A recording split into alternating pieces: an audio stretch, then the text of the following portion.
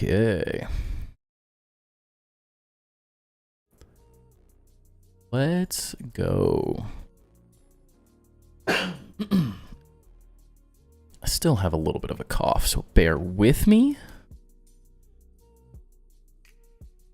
But not too bad.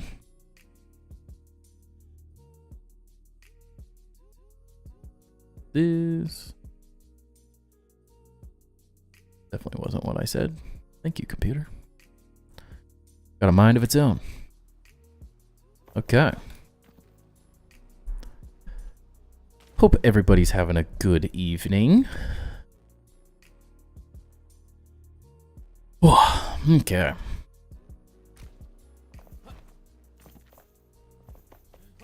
Need to send this to someone. They were asking about trees. Hopefully they add the bigger trees at some point. Not that these are small, but there's even bigger ones. And then I did a little bit of terraforming off stream. Nothing like real crazy. Just more planning. Gotta keep this sucker moving. Don't mind all my platforms. This is just for getting different perspectives of it so I know what I'm looking at. But yeah, it's getting there. I'm starting to have a little bit closer to the amount of space that I was hoping for. I think last stream we figured out it was a little too small.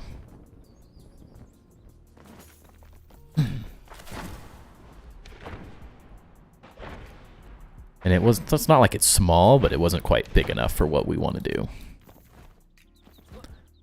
So we're starting to get enough space here. I'm still not sure if we have like quite enough. That's the struggle.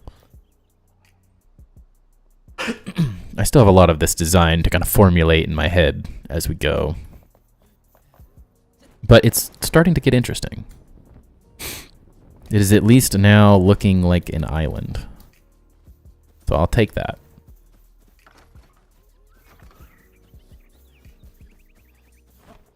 Mostly what we did, I cleared out a little bit more of this. I think right at the end of stream, we kind of built this out. We spent most of the time clearing, which obviously we have a little bit more to do to get this looking like a cliff and not a quarry. Is a little chunky right now. Need to even it out. Even some of this still has some work. Off stream, I just spent some time lining some of this boring stuff up since this is an island that's ripping more. I'm starting to figure out sort of how these things are going to fit together and what the styling is.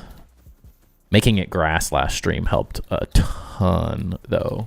It was looking a little flat with just stone, so the grass makes it look more like an island, so that's nice. Still have a lot of terraforming. All of this is going to kind of come down to a point almost, I guess, and then we have to fill in all of this to sort of be the equal and opposite amount of dirt. So if whatever comes out of here has to look like it came out of here, which is currently the biggest struggle of the build. Definitely, it's an interesting process. Talked about that a lot last stream. Making your own island as if it was pulled out of the ground is it's different. It's different. It's not, I don't dislike it, but it's a different thought process than I'm typically used to. I've enjoyed the ability to terraform, though. It is really fun. Just really brings things to life so quickly, just being able to like build the land around it. What's up, Josue? How's it going? And then I'm also sort of working on trying to get a better idea of how this whole thing is going to look. I've never really loved how I just kind of built this mound and then it was going into this. So I'm kind of thinking of trying to make that a little more cohesive currently. So trying to get a visual struggle is it's a little lopsided because of the way the mountain works. So I don't want it to be like, I mean, this kind of is, we're changing the design of this mountain fortress entrance thing as we go, but The mountain behind it doesn't necessarily need to be perfectly centered on it, but I'm definitely trying to make it more centered.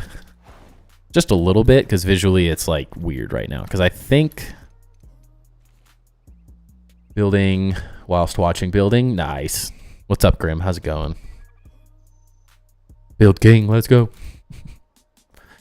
But yeah, so I'm thinking we need to cut this back to about there. Which, and then this might get taller too, now that I've been looking at it all day. Everything changes. That's the struggle of building this stuff first and then doing this. I'm trying to like make a cohesive build. And I kind of like the idea of this cliff maybe wrapping a little bit more here instead of this. I don't know. This doesn't feel quite like a mountain enough. I like this, so it might go a little Minas Tirith as we start building it out. Not that. And then I can make some cool stuff like, I don't know, pathways or something through the mountain there, which could be interesting. I want secret pathways all over the place, so sounds fun.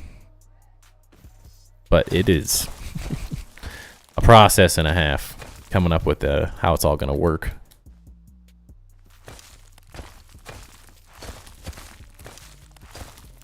Only just realized about using roof blocks as singles, make a bunch of awnings over my hut's windows with them. Yeah, there's just so much. You'll quickly, nothing is what it is. Like, you can do anything in this game other than angle the individual blocks and stuff. Like, you can do anything. It really does feel like near endless freedom. Item rotation, like no item is what you think it is when you can rotate them in any direction.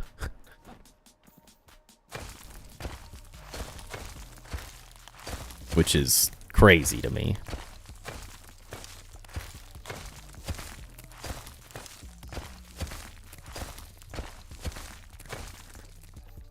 Still getting your mind blown every day. There's so much freedom. Yeah, it's pretty ridiculous what you can get up to in this game. Compared to any other building game, it just is like the only limitation is your own creativity and like how much effort you want to put into something. If you want to do it, you can do it. It just depends on how much time it's going to take you to do it. Which sometimes is a deterrent, but I think for the people that just want to build cool stuff and have fun building, it's like the ultimate option. That was the wrong button. I was like, why didn't it place? Remove options.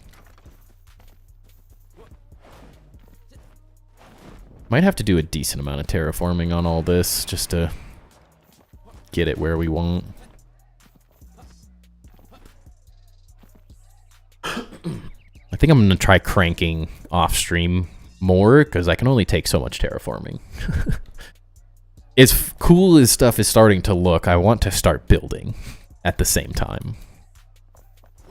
It can't just be terraforming. What's up, Beans? How's it going? Oh, no. And I spend a lot of time doing this, I've noticed. Just falling. It's interesting. When you build a big hole, you fall in that hole a lot.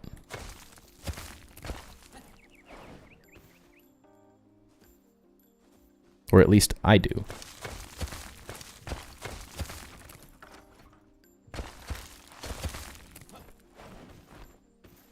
Just always falling in holes right now.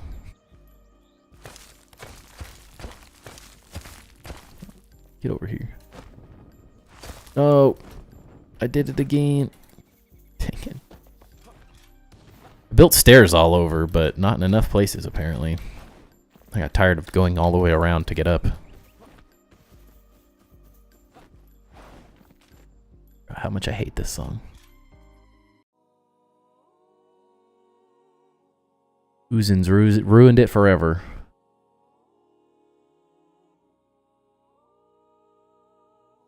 Load, please. All right, never mind. Okay. I did hear that they're working on the lighting, like the night lighting and stuff, which should be really nice. If you don't notice, like, the difference, it's not too bad right now. But at specific times of the day, like when you look up, everything else darkens and it just is like disorienting. It can be very, very disorienting at times. Your eyes just can't quite adjust fast enough, or at least mine can't.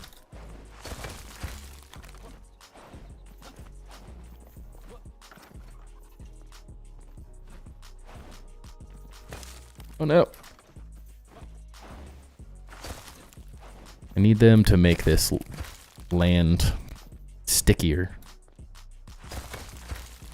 It's a rock. It's not that slippery. It didn't rain today, did it? I just literally can't stand on anything. This is the hardest part about terraforming so far, is like finding footing to stand on.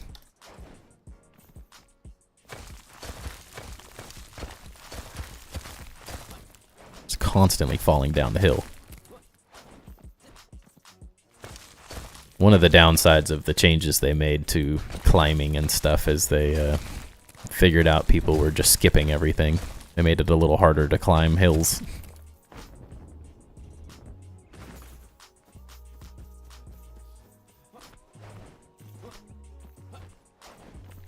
But tonight, mostly, we're going to just be continuing the terraforming. I'm going to try to think through layout and the castle sort of rough layout, I guess, a little bit as well, if I can kind of get some inspiration for it. I'm kind of a little stuck until I have the island sort of a little bit better figured out, is the struggle currently. I'm also trying to figure out what is going to be the center. So I originally had a plan that you would walk up a big staircase down here.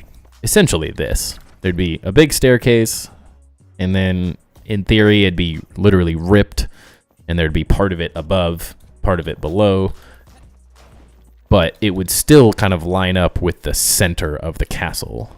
But naturally, the natural rock formations that I'm working with centered on this, which is why this stair is here. It was just like a rough placement just to get an idea. It's what looks centered here does not look centered up on the top of the island, because the island kind of does its own thing. So I'm trying to figure out if we do a stair that just makes sense, and then we have some zigzaggy pathway sort of things that then go to the castle. Is it some like angled pathway, or is the castle justified towards one side potentially? Working through kind of a plaza area or something in this general space. I wanted something that had like a water feature of some kind. There's not water in the game yet, but it feels very fitting. Originally, I wanted to put like a big pond up here that ran water down into this. Then there was going to be a pond down there, which is what, ouch, fed the moat. And then I decided on a floating island kind of after coming up with some of those ideas. So now I think it'd be really interesting, and that's what this sort of space is that this will be where water's running down into this, down into the moat. And just trying to create more like connections visually between these different design pieces that make it still interesting, but continue some of the random ideas I've had. And like water falling off the side of a floating island thing is just going to look cool. So it sounds like a fun idea to test and mess with. But I currently have, excuse me, too many ideas right now is the hardest thing. It really is starting to come down to just like picking and making some final decisions to start going crazy. Can't quite tell if I want a little bit more space as well. The issue is we're only really getting more like length. We're not really getting more width no matter what we do. Now those stairs could go. We could move this whole thing over. The hard part is we start encroaching on this area, which it's been a fun little design challenge, I guess. I mean, originally I had thought of putting stuff on the second floor here. I don't really have a reason to put anything on the second floor, so I'm not totally sure that that's going to happen. It might just be stuff this direction since we have a lot of room that way, but we're running out of room this way very quickly, as you can see down here. We dug in here. Now most of this gets infilled, so it looks a little more dramatic than it is. I mean, in theory, if you're looking at this will taper in to sort of a point, so it probably is going to be more here where we start running into issues, but it was easier to just clear everything out and work with it from there. It was too hard trying to craft a ripped out of the ground island perfectly. I kind of had to pick a starting point and then work from there backwards. But it's coming together. We're getting there.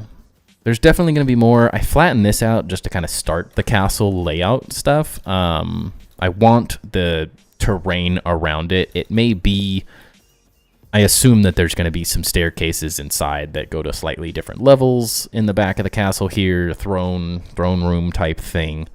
It's going to be kind of the main, once you go in the main entrance, and then it'll go super tall, and there'll be all sorts of random rooms and stuff.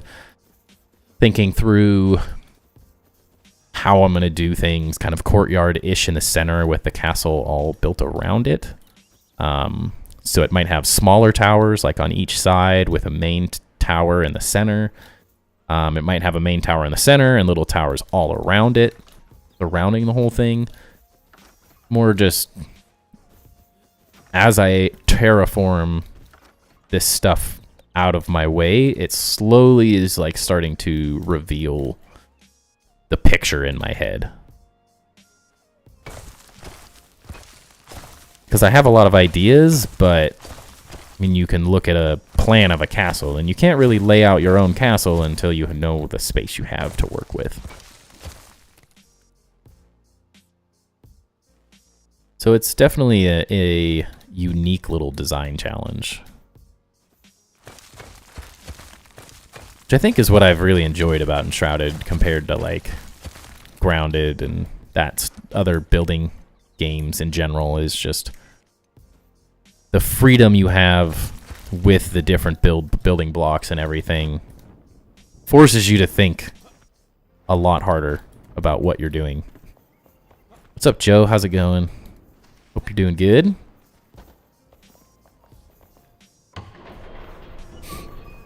We're back to the terraforming grind. And maybe laying out some general shapes on the ground for the castle.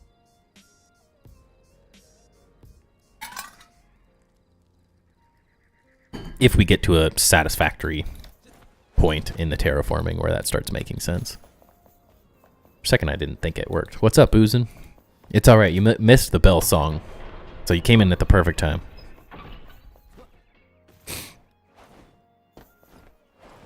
Things are going. I've been there, man. I have been there. Oh man, have I been there.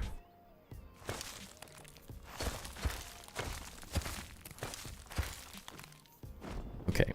Can I please just not fall for a couple minutes?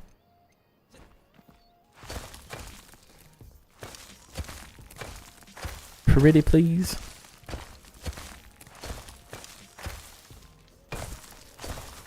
That's all pretty good. I need the inverse of this really bad. Hardest part of this whole thing is this angled island ripping out of the ground. I need to flip these somehow. That would make my life a lot easier. Oh, okay. We did that. I was running around looking at things today. I think I fell to my death 10 times earlier, just looking at things. It was driving me nuts. Can you make a... Dude, can't do anything right now. Can you make a full block, then use that slope to remove the material? You can, but it is still the opposite. I guess I see what you're saying. Kind of. You could use it sort of inverted, I guess, in that sense. Like, use it just as a removal tool. It's just annoying because then it removes it removes this to make that. So it's like, this is easier to fill in than that, because then I can just come back with this and do that. But it's still a royal pain in the butt.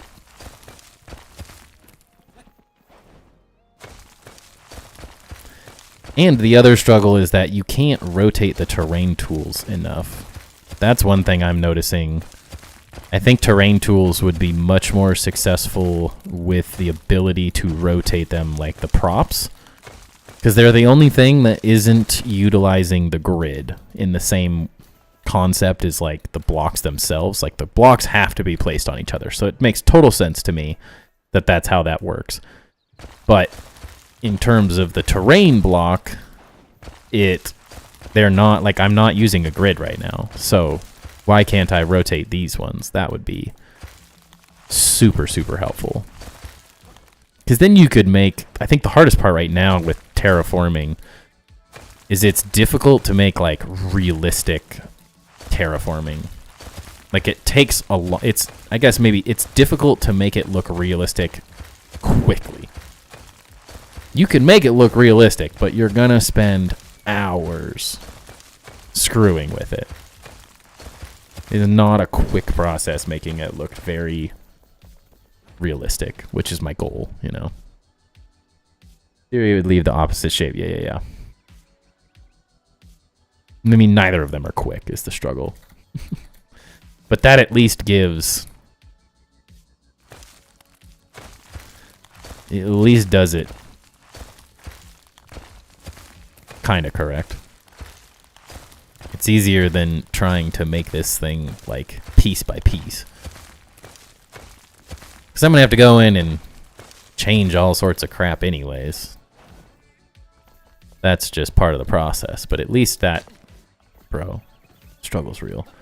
They need an extrude tool added to the rake? Yeah. I feel like the rake could be exponentially better.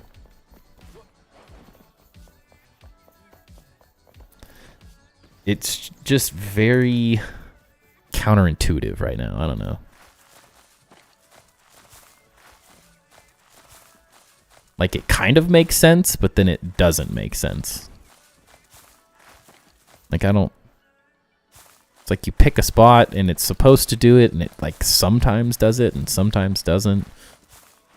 The conditioning for it can be very difficult. Like, what is it doing here? It's just, like, ripping out that.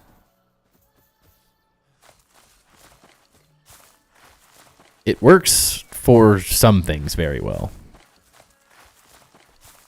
But like that to me doesn't seem like that's working correct. I think it needs to feel more like a rake. If that's what it's going to be. And it just... Like the rake almost needs to place blocks, not rake them. Rake is a lot handier when you don't have to repair it every 3 minutes. Yeah, that I couldn't do it. They need to make it so things don't need repairing, like in your flame altar. You don't use stamina and stuff. That would be really nice. I would enjoy that. Yeah, like if it placed the same block that it was working on, I think it would make a lot more sense. Because then it's like, oh, I just want to build in an angle.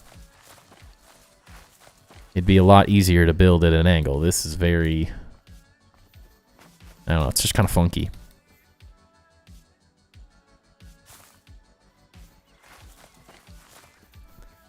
Some of it works.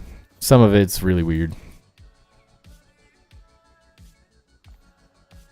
And then, like, I want to be able to rotate it a little more, too.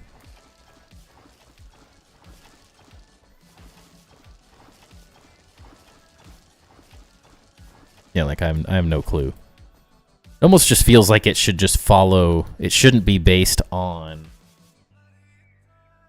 the block you click. It should just push everything to the angle you've selected. I think that would be less counterintuitive.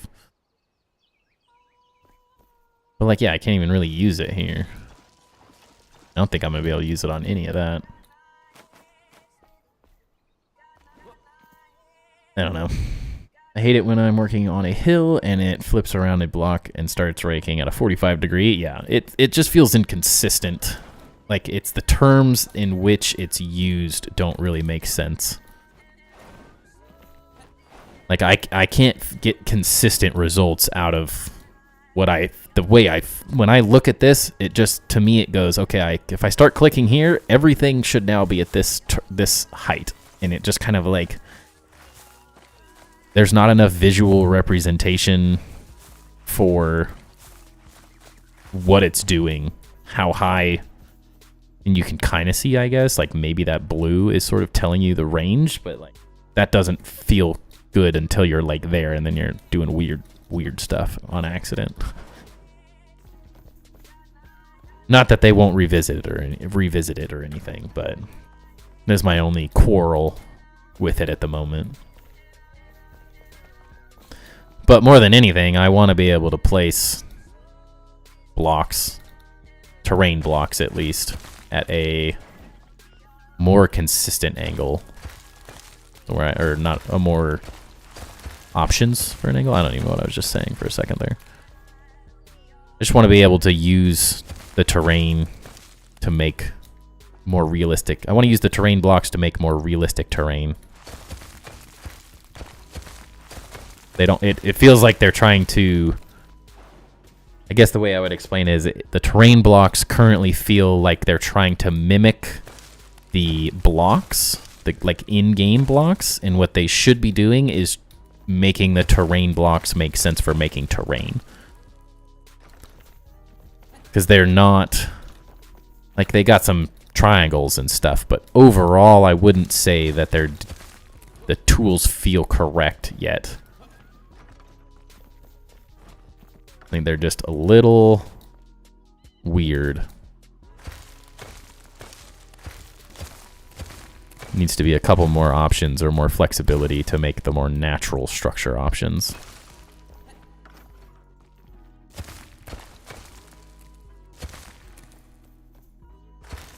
Not bad though. It just takes a lot of effort. It's a serious process. Now maybe they're just like, what kind of moron tries to create a floating island and that it's just me. Maybe I'm the problem.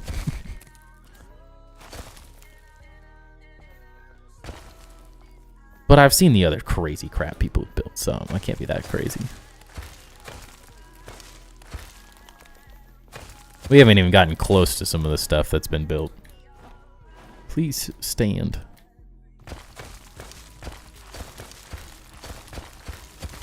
Like, I'm literally gonna have to, like, infill all the stuff I took out. Took it out to replace it in a way that makes more sense for the build. Bummer. Crazy? I was crazy once. Weren't we all? I'm still crazy, don't worry. Crazy all day, every day.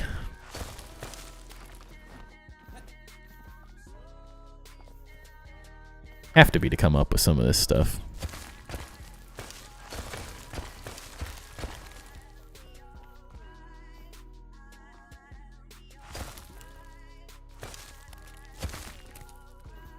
And want to keep doing it.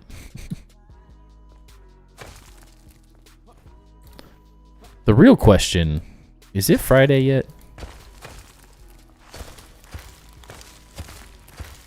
What a week. Just posted an ice cube. I saw that. I was going to comment on it, and then I got busy trying to set up stream.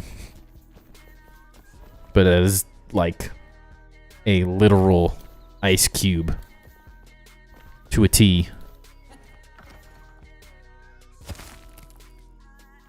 feel like I'm getting ahead of myself right now, and I'm gonna regret this. Can they get rid of the frickin' particles? Who asked for that? Who said that was the good idea? What if when you place a block, instead of being able to see what you just placed, you get a bunch of rock that explodes in your face? Genius! Give this man a raise. Every day is Friday if you retire? Yeah, I wish. I'm 32, man. I got a long ways to go till I'm retiring. The only way I'm retiring is if both my parents kick the bucket tomorrow. And I'd prefer them not to, so.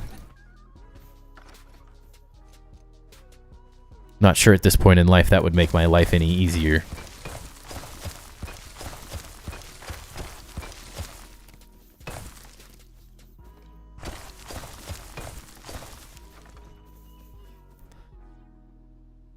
What's in the bucket? What bucket? Bucket? Where is this bucket you speak of?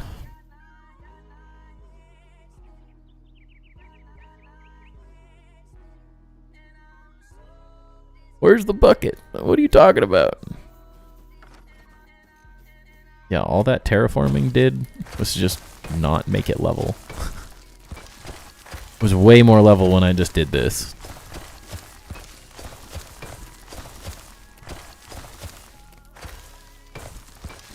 Honestly, if you could just lock these at a specific axis. Sorry, bad joke. You said if they kicked the bucket? Oh, I missed it. It's not a bad joke. It went over my head.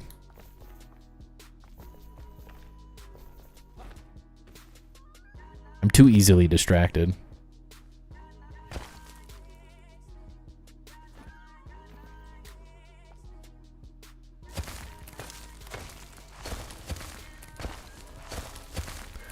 Puns and stuff are the hardest thing to keep up with based on like something I said is one of the things I've noticed. I always miss jokes because someone makes a joke and by the time it like comes through and I read that message, I've already forgotten about what I said before.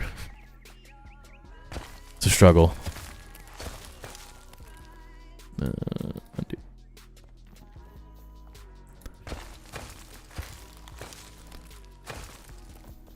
I don't think we have much more room to go this way anyways.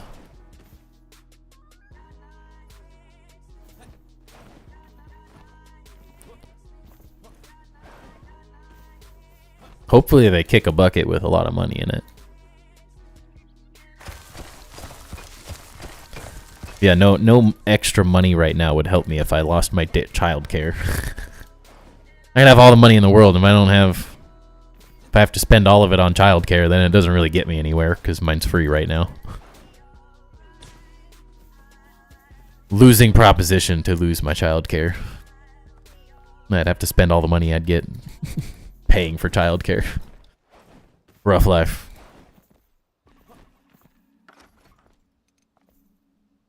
This.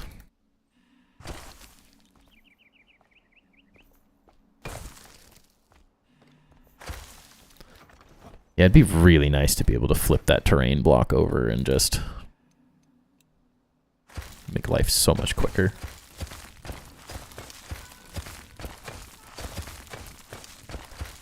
I opted for the best child care by not having any. Yeah, it's a struggle. The only positive is that having one kid made my wife not want to have 3 kids. So, because that's what she wanted for a long time. She was convinced that she was going to have 3 kids. And then we had one and she was like, that was stupid. Counting your chickens before they hatch. It's easy to say you want a lot of kids. It's another thing to have a lot of kids.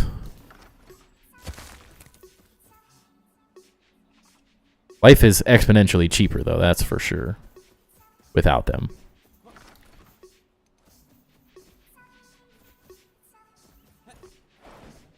Not that the issue is I think I'd probably find a way to waste that money anyways. So, like, would it really be doing anything? I'd be doing more things, I guess. But I wouldn't necessarily just have more money. I'm the child care? I wish I could be. We just currently need my income. So is the struggle. Grandpa was 1 of 10? My wife's cousin's wife has 12? Like 11 or 12 siblings. So 12 or 13 kids in her family. Like, what?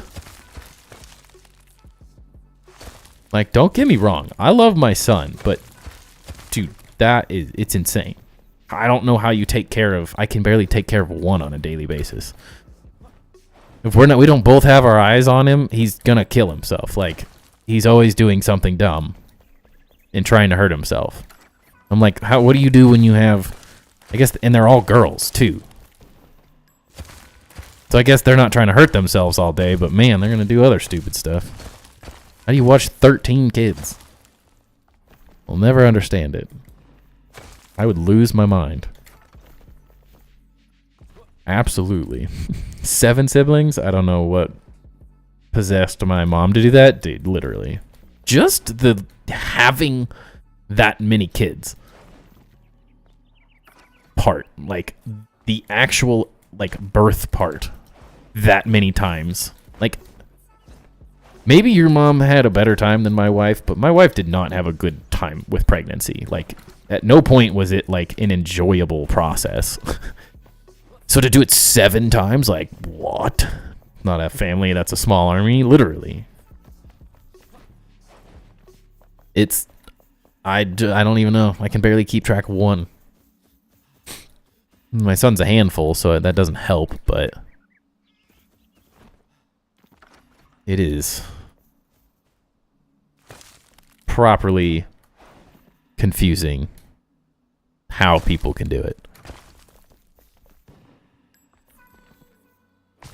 Oh, dude, I'm losing it.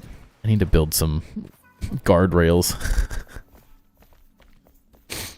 Yeah, you said, are they gonna work the fields? Like, that's one positive, but like, yeah, if you have 12 daughters or what, they're not gonna mow the lawn for you. They're not even useful. At least my dad had 2 boys and had 1 boy to mow the lawn. And do some of those things. My brother wasn't very useful for that stuff, but dude.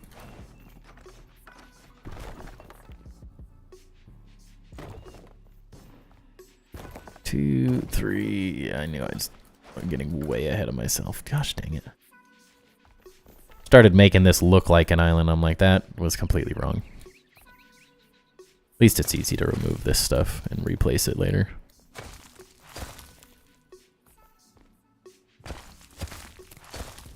I need to refill the upper portion either way, so it's not the end of the world, but I knew I was getting too crazy. Working on the island portion is fine, but the sides are like, that's a lot. It's a lot to figure out still to get them properly lined up. Because in theory, this is how that should line up. Is that 4? Did I even do enough? 1, 2, 3. It actually has to be 1 more.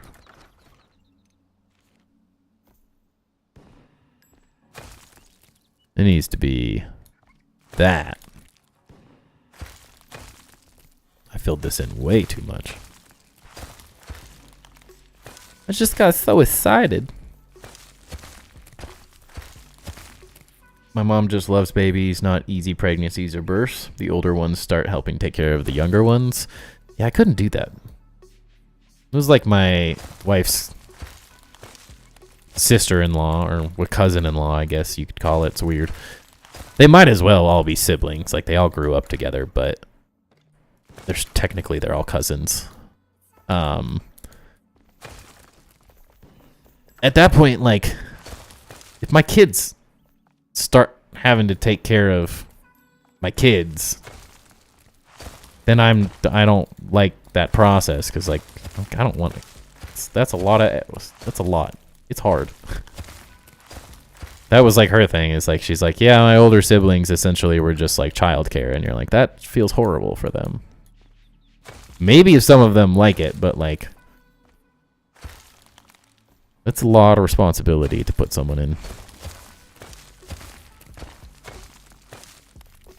Like for her, she's like, yeah, some of them took care of us more than our parents did. And you're like, okay. Not at all like talking down to the parents at all, but I'm just saying, like, I want my kids to just be kids. I don't want them worrying about that. But I don't know how to take care of one kid hardly, so that probably makes part of that argument easier.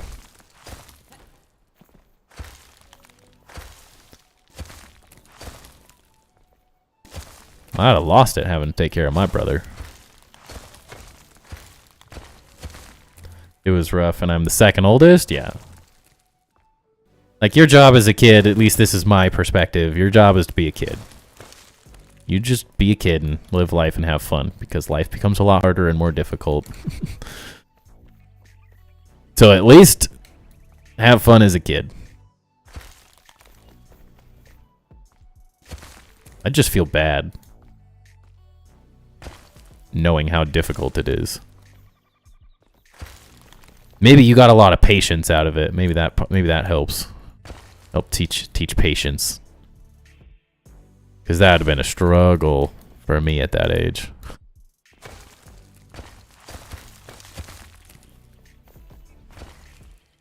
Decently patient these days, but you know, only so much.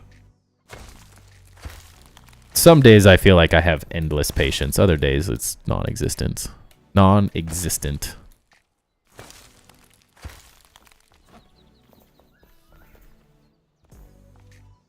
Yeah, we're definitely gonna have to change this design up a little bit to make what we're doing here work. But 'tis life, I guess.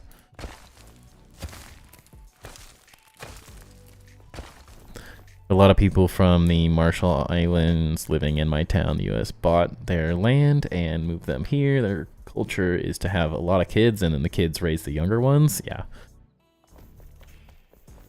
Like, if I don't have time to take care of my kids, I don't want more kids.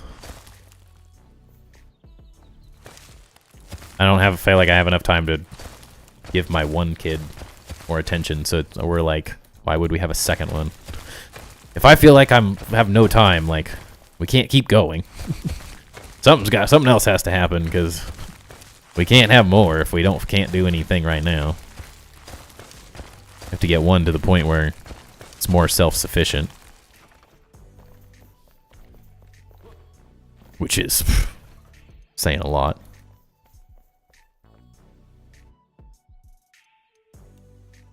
It's going to look so cool when it's done. Thank you. I'm really excited. I think it's been fun so far. It's nice that we're like finally getting there. I think the biggest struggle right now is I just am not playing enough. I just want to see things explode and be built. All right, let's just get rid of this stupid thing for now.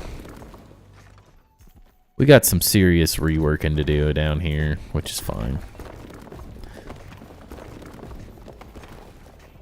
This will force me to make this like a more purposeful upstairs area, because I did not plan what I was going to do in it. I just knew I wanted this thing, mezzanine type level, looking down on it, but I never planned what was going to happen in here. It was just going to be a big upstairs area. So we need to put some thought into it before I put a whole lot more effort into it. You know.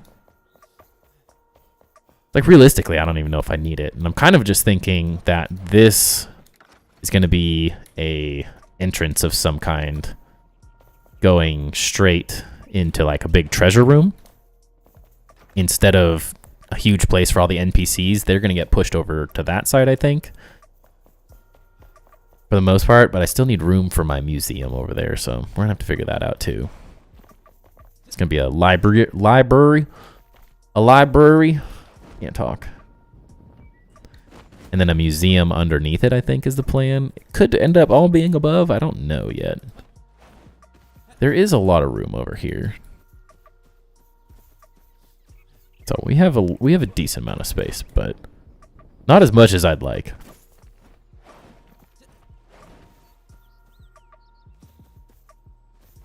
Never feels like enough. Giant kitchen with that lava is the heat source. That could be interesting. Because like the struggle is I'm trying to figure out which, in theory, I guess could completely change the way I'm thinking about this because I'm starting to run out of room under here. Ouch, that hurt a lot more than it should have. I don't quite have as much space as I was once hoping. Or I was planning. I wasn't necessarily hoping. I was just dug this out like, we have space, let's go. Fill it. Eventually we'll make something cool. So I just started making stuff and I'm like sort of thinking that like maybe these don't go out on these sides as big. They could become like little rooms with fun stuff and then some little tiny spots that kick off. This one becoming like a little room. I kind of wanted like a mine shaft or something, so that would work back this way. And then just a route to the treasure room and sort of keep this base more just whatever fun. It's got the storage, it's got crafting stuff, and then instead of trying to make space for these guys all in here, I could just do what my original thought was, which was build them each a house. Because we're going to have 100 million houses out here anyways at some point in this whole middle space.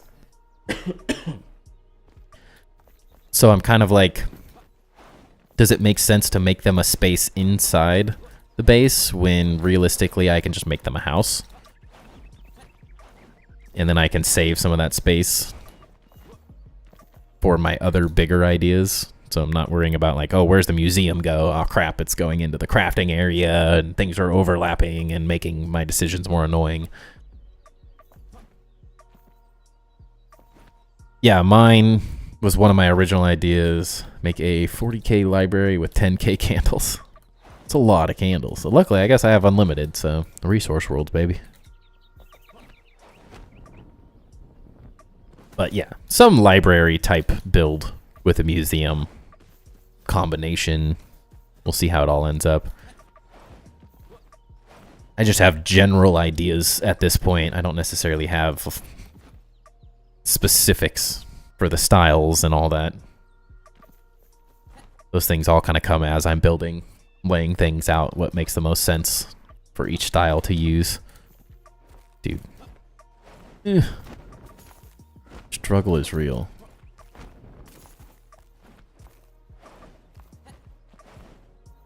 Alright, let's do this. Getting tired of falling to my death.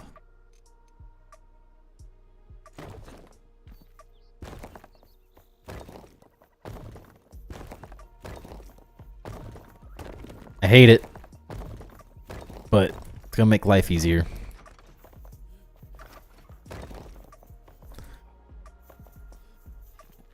And I still fall off. On the struggle bus tonight. Like one of these. Yeah, my original idea for in here was some type of like continuation, like lava with this, with these great things above it. So you're kind of like walking on it. And then I had designed already a little minecart track that I think is really, really cool. And now that you can angle everything, I think it's going to be even better because I can go down slopes and stuff. So it also kind of makes sense to be like, you come in here, you have this cool little space. It doesn't have to have really high ceilings. I think we'll have plenty of room either way once we get going. And then have a treasure room off on one side and then a mine area. So like you mine up, you make the treasures, all that stuff. Seems like a Interesting combo. Another one. DJ Khaled. Another one. What's going to be really difficult is how the heck... This is why I need full rotation on these blocks. What the heck am I going to do? Sure, we can easily do the front, the back, and the sides. How the heck am I going to do these angles? Like, there's nothing. It's going to suck. Oh, that one. Another one of those. Yeah. I need to be able to block them on without opening Twitch. Kind of annoyed that that doesn't work.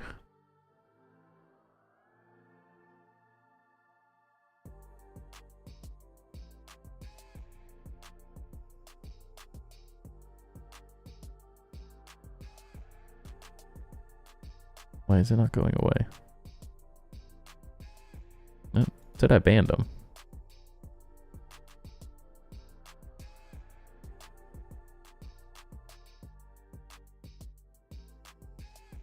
I want to like delete the message. That seems so much more annoying. Oh, it looks like it's gone.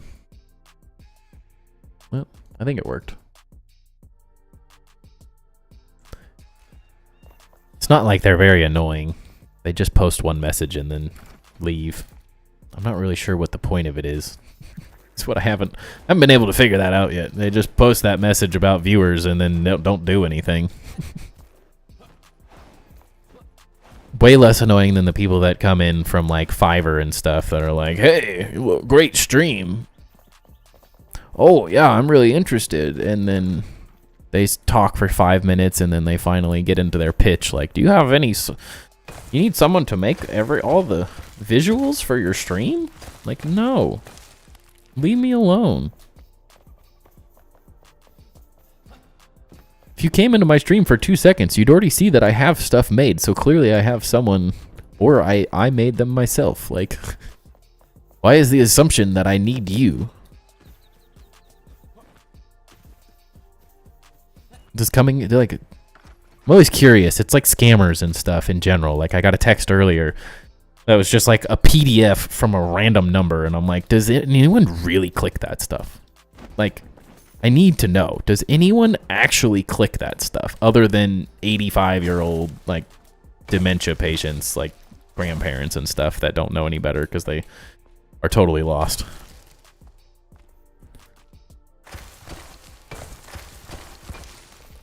I had someone try to impersonate my dad on Facebook and messaged me like, hey, what's up?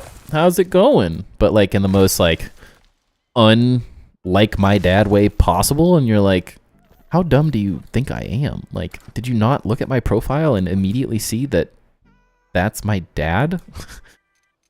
You that oblivious? You so bad at scamming? You like literally are trying to have a conversation with me? Like, you think you're going to be able to have a normal conversation with someone and impersonate their parent without knowing them? The first message was like, well, that's not him. Never mind the fact that he has a Facebook with his profile picture on it.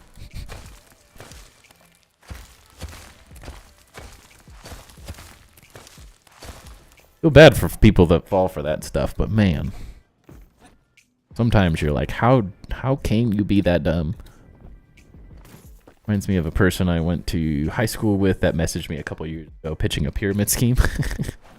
Hey, at least they're pitching something. They're not just trying to steal your money straight up. It could be annoying, I get it. But like the scam ones, I'm like, who's falling for this crap?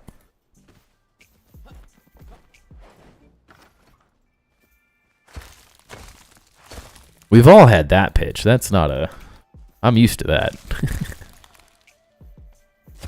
Just amazed at like how dumb people trying to scam people are sometimes.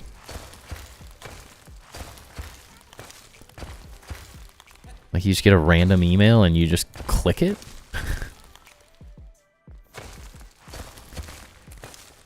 Like, I guess maybe I just get exposed to it. I mean, yeah, being younger helps because you're just used to it, I guess. But like, my work is just all day because I get all the sales emails from our sales account or sales email account. So it's like constantly, like, how many people do this stupid shipping scam where they get you to do an order and then you set up a freight carrier through their company, and then you essentially pay for the freight carrier, and then they never come get the stuff or anything. So you've now paid for the freight, and that's them. It's not it's not a real carrier. And I'm like, every week I get a couple emails about it. How many people are running the same scam? And I can't help but just screw with them because it's so fun.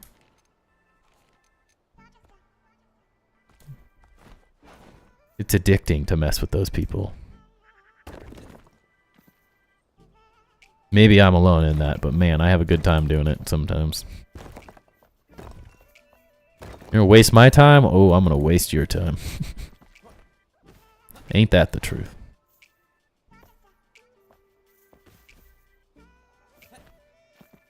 Yay. And that's all gonna be roughly the same.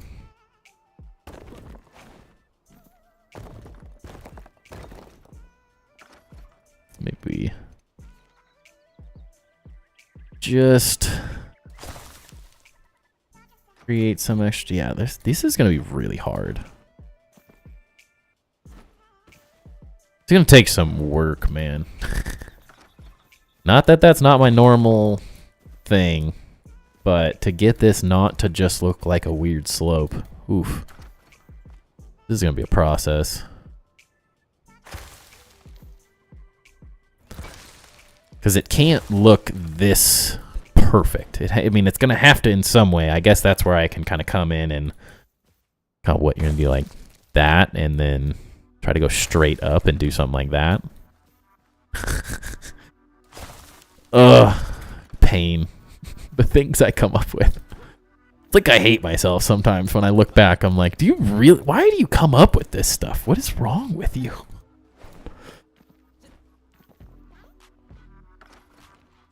Like, why did you have to do it the most complicated?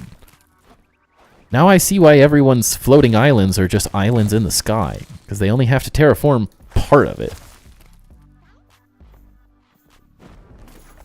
Dang it.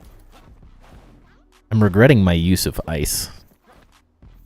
Really annoying to work with.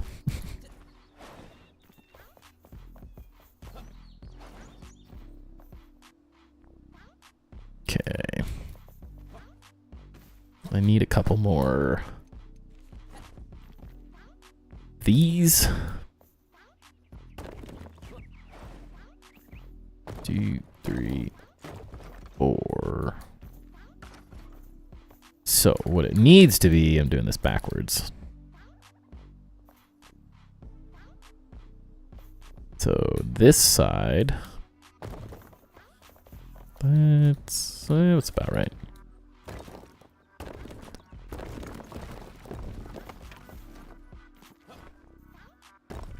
Oh yeah, we gotta move a lot of that. Might as well use all this space up. I got this built, so.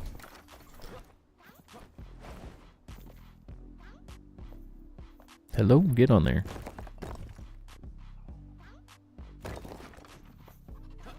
Yes. That would mean that this go something like this.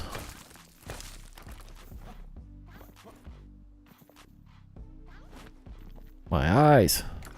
Definitely got to get rid of some of this.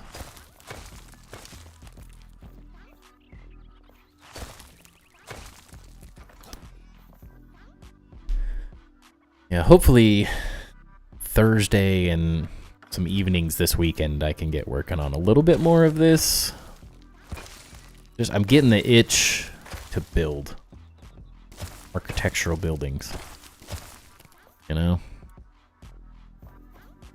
I love me a good terraforming, but Okay.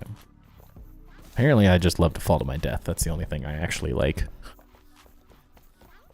Struggle bus.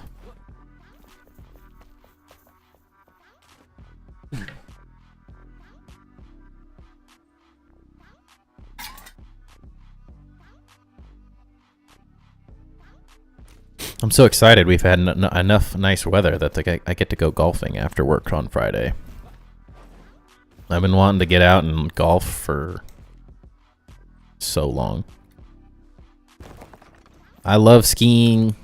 I love winter, but the last couple weeks we went from a foot or two of snow during the week to like torrential downpour, wind advisory, like storms, and it's horrible. I hate it.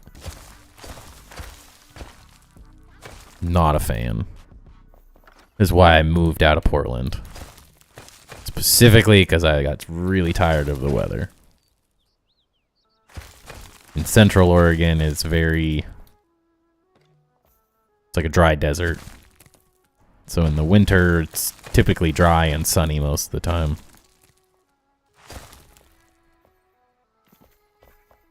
It might only be 25 degrees, but not that that's super cold for everyone, but it's usually sunny out, which for me is all that really matters.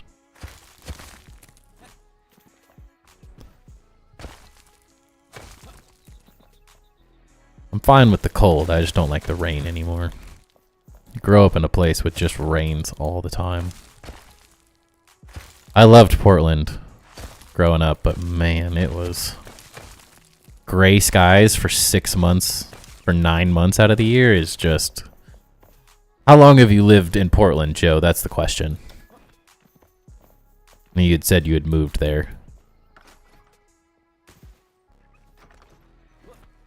We'll see how long you have maintained that mentality that you love the rain. I'd lived there for my entire life, though, so that's part of that. I'm born and raised. Oh no. I need to fix that camera. I don't understand why the camera moves so much. Like the fact that I can run out of the camera and like do that, like that's a bit bad. They fixed the first person. They need to rework the third person a little bit for some of those weird things. Over time. Definitely doesn't have to be today. This is hurting my brain. This is the struggle of this idea is like, it is like a mind. It messes with my mind thinking this thing through. Like, it's not necessarily super complicated, but in some of these weird spots that I've made, it's just weird. Grew up in Central Washington. It's basically a desert. Yeah, you'd be similar to Central Oregon. It's a high desert for Central Oregon, but same diff for the most part.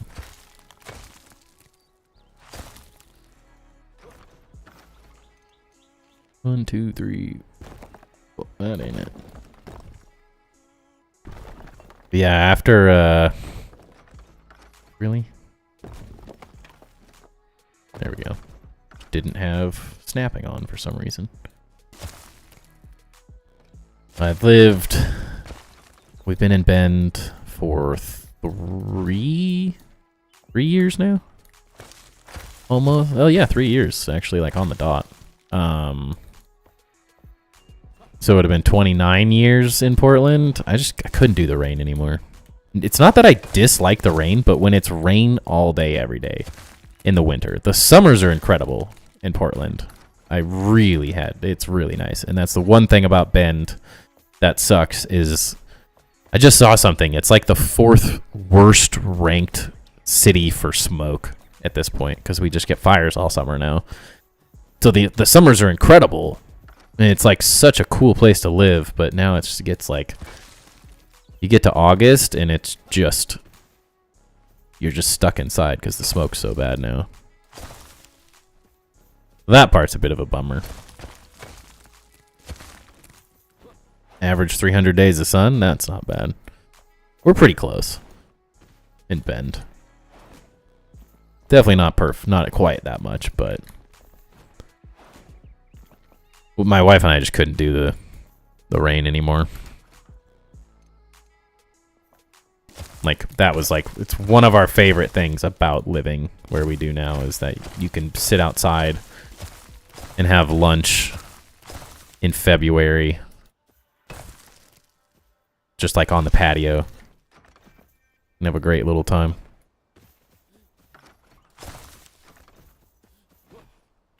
It's just nice. Okay, so that sort of feels right. It's almost there.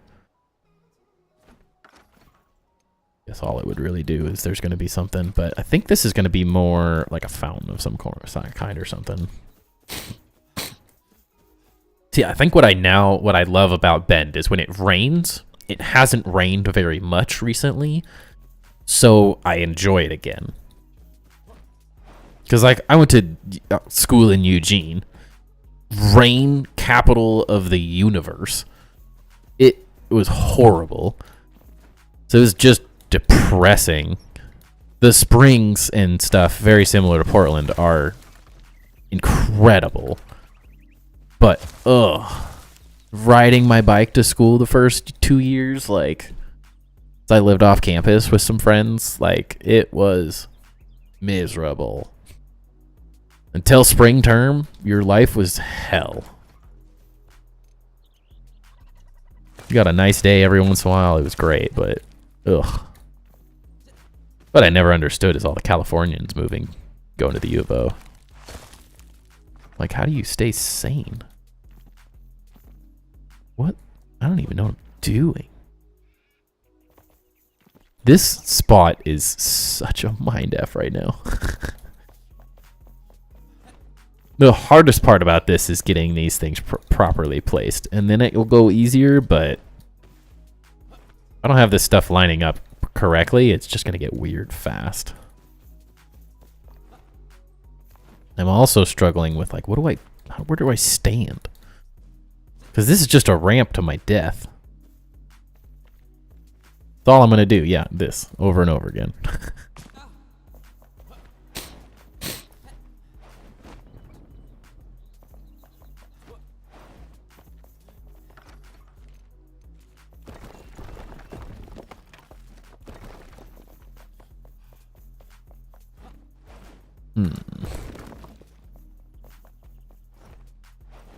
It's starting to flow, though.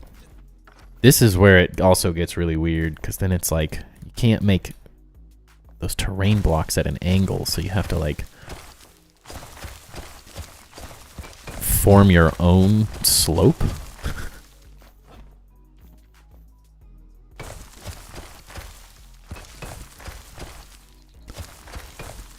Start kind of giving myself the idea of what this is going to look like. That's probably too thick, honestly.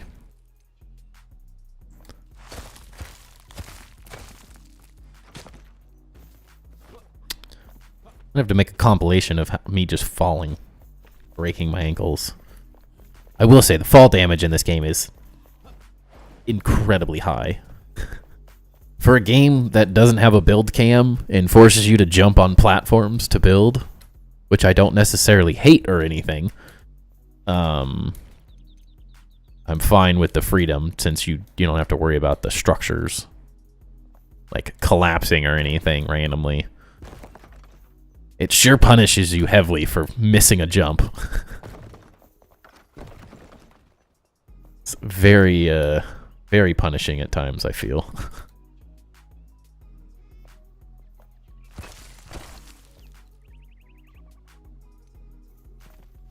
Dude. I only fall through the smallest stupid little cracks. Oh man. Struggle bus. I think it's tough because I don't want to ruin any of this terrain. Very easily start doing negative crap that I don't want to break.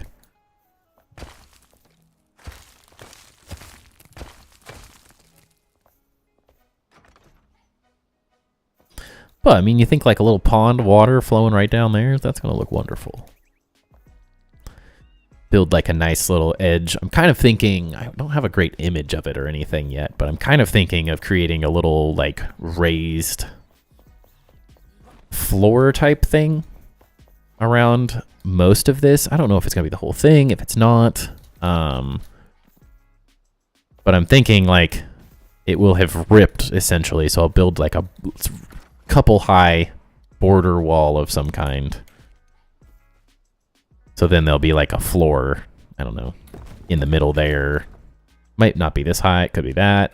We'll just have to figure out how the proportions look as we go. Dude, the struggle. And so I think the idea being up here, since I like the idea of having water run off of this, I just now I had the idea and I have to do it. Thinking, I don't know if it's going to be a pond. It's going to be like a lot of more like buildings and cities and stuff now have like small little water trenches, I guess. Just a small water feature, but I could make something like a man-made looking trough that then maybe comes off of the top of the mountain and it gets water from that or something, and just have a series of little waterfalls sort of around the build. I think that'd be kind of cool. At least that's how my brain is thinking right now. One of the ideas that my brain's got rolling around in there.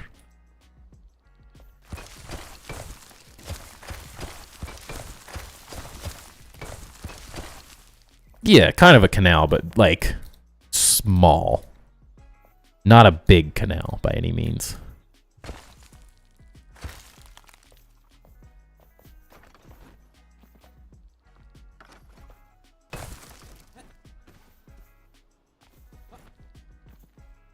Hard to explain it necessarily. Dude, I don't know. Use these, I guess.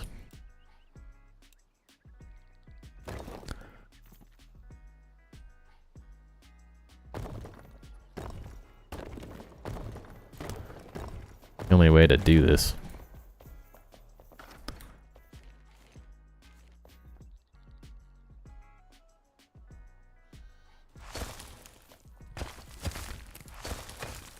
The nice thing is I don't have to be like quite as accurate on this sloped area because it needs to look rough. Like those extra bumps and stuff are good details to have, so. It's one nice thing, I guess. One positive to my chaotic ideas. No, I mean cow. Cool. Yeah, I feel like it's a lot of office buildings and random stuff like that these days do stuff. Stuff like that, stuff like that, stuff like that. How many times can he say stuff like that? See them very often.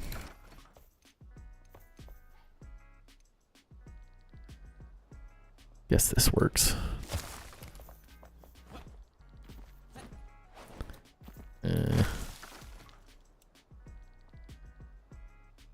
Need to remember if I'm using stone or grass.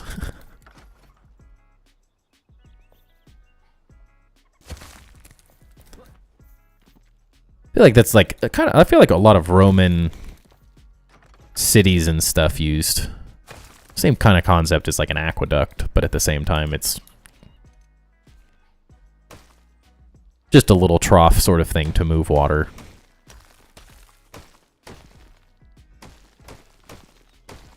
These are the portions I'm going to have to do off stream because, dude, we could spend weeks doing little crap like this. Literal, we could spend a lifetime detailing that crap out. In Quincy, Washington, they have large canals that feed in smaller and smaller ones, eventually are less than a foot wide. Yeah, that'd be the same concept. they'll probably just be like, they'll look very man-made, so it won't look like a natural canal. At least when I hear canal, it's more like dirt kind of trough or stone of some kind. So it's like, although a canal is a man-made river, essentially, kind of thinking like could have like, oh, get out of here, snapping. Just something like small like this, and then do the water effect, and maybe there's like steps down, lands in maybe a smaller pond here in some way, shape, or form, or holding area. Doesn't necessarily have to be anything like too crazy, but I just like the idea. Hard part is then going to be like, with this island being ripped out of the ground, how are we now redirecting if the water does come up from up here somewhere? It won't make any sense whatsoever that there's water up here, other than the fact that like there's mountaintop ponds and glacier water and stuff runoff. So in theory, like, this will be a pond that then runs down. These stairs don't actually exist. These are just for convenience. But some type of pond in here. You can even put snow up there maybe, so that makes it look like it's actually like mountain runoff or something. But then it's like, since we've ripped this apart, you can't naturally have them hit the same spot. I guess if it raises just straight up, it would. So it's, what is the design? How is that going to work? I don't think it's too critical. We're not going to change the world with this trough or by any means. But I still want to make it cool.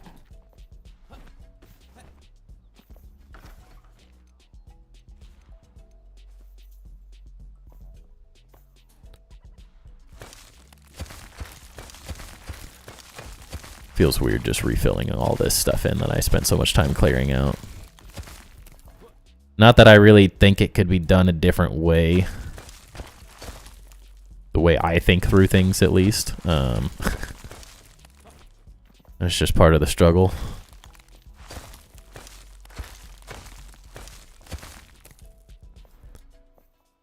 Yeah, this is going to be weird.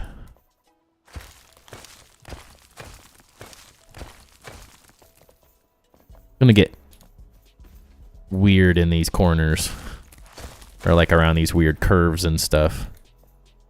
Not a simple way to remove this material. Naturally, at least. Be a lot of small little blocks. Just say it with me. Woo-saw. It'll be worth it. It'll be worth it when it looks incredible. The whole point is to go over the top and be ridiculous. The whole point is to go over the top and be ridiculous. The whole point is to go over the top and be ridiculous.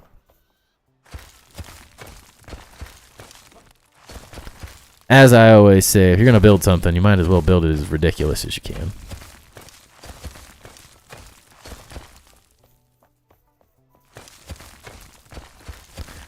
I need this block as a full block, too. That would be really nice. Like, screw this stone thing. Having just one stone is too random. Like, I'm okay with this. I'm okay with this. You kind of need two different slopes, so that's fine. I'm not really sure if a small slope and a big slope of each one is as critical, because this is just two of these.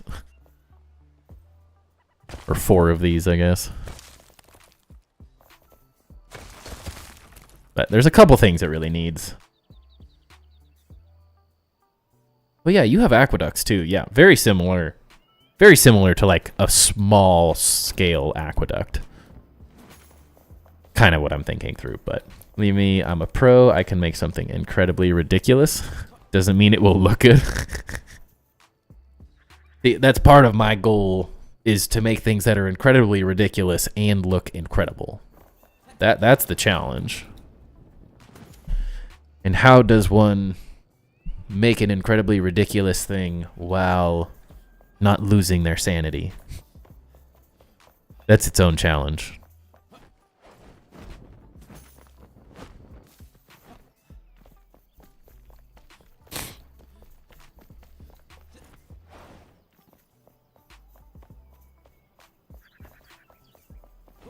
Can't stop yawning. Like, not even tired. It's like the worst when you can't stop yawning, but you're like, I'm not tired. Like, I couldn't go to bed right now if you paid me.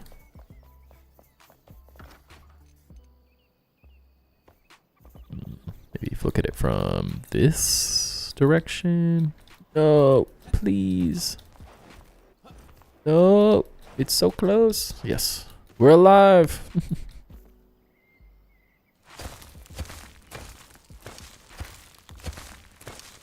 Yeah, I want to turn off that animation block placement.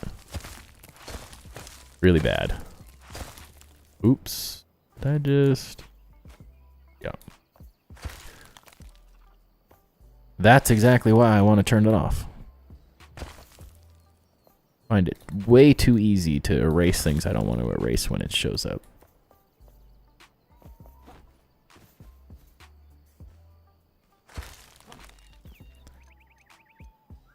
Guess I can get... That's the lighting effect. Can't see diddly squat.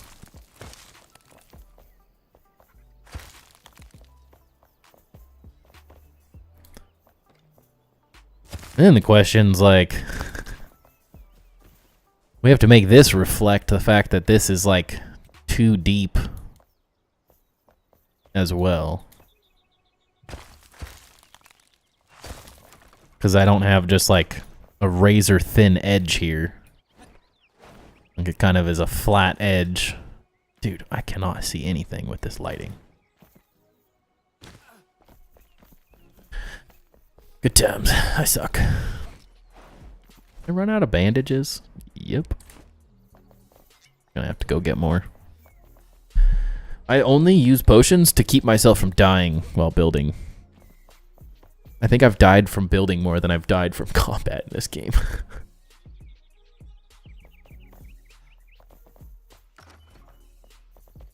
That's a struggle.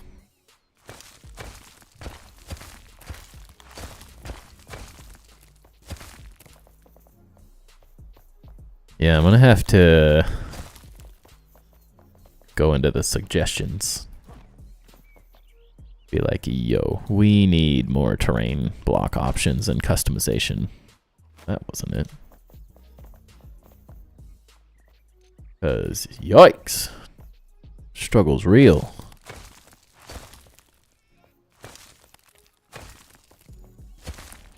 That ain't it. Posted a new progress picture.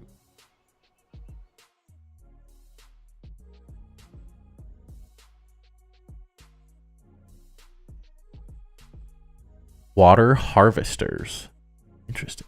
So they like airbenders then? Or waterbenders? Are the guys moving water airbenders? Yup, timber. Yeah, that's like perfect. Some of those like smaller ones is kind of what I'm thinking. And just like little random water movement aqueducts or whatever. I think will definitely be... is the right concept for what I'm thinking.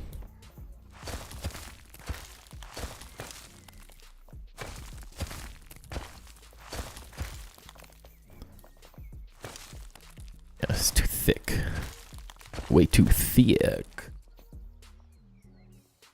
Oh, a thick. I just need a 45-degree option and this would be so easy.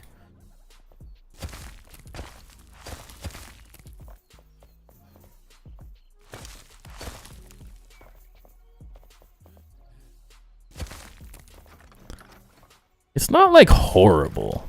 Like, luckily you can kind of do enough shaping that like that already is feeling sort of like the correct corner. You have to do some weird I mean, I'm gonna have to do some weird stuff anyways to make this look as natural as possible. Like, this is way too perfect. But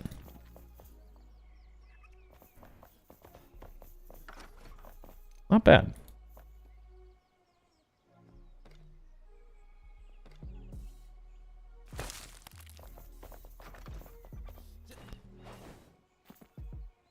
It must be stone and grass. That's needed a magical source of water, so I have that cube as the source, and it takes mages to retrieve it. Interesting. That is why I am working on... I have a lot of footage and stuff I need to get. So we're a ways off for this video, but that's why one of my next videos is how to make better bases with storytelling. I don't know if that's the draft title, but that is the concept of, like, how do you use storytelling to create more interesting bases and details within those bases.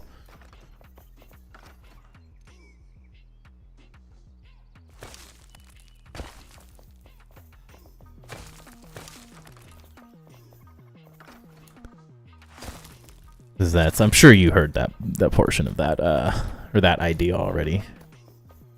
I don't want to repeat myself too much, but I find that's where people fall short typically. Not even like in your sense, you've created a story to make an interesting detail make sense, which is very common for designers and builders and architects and artists and storytellers and all of that. Like, you create a problem and you make a creative, like, solution. But when people are not necessarily super artistic or creative, I think the storytelling part of it is where they struggle the most. Because it's very easy to, like, look at builds and be like, why is it so interesting? And I'm like, I'm telling a story through the build. And if it doesn't fit the narrative that I'm trying to tell, like the detail doesn't, then that means I need a different detail.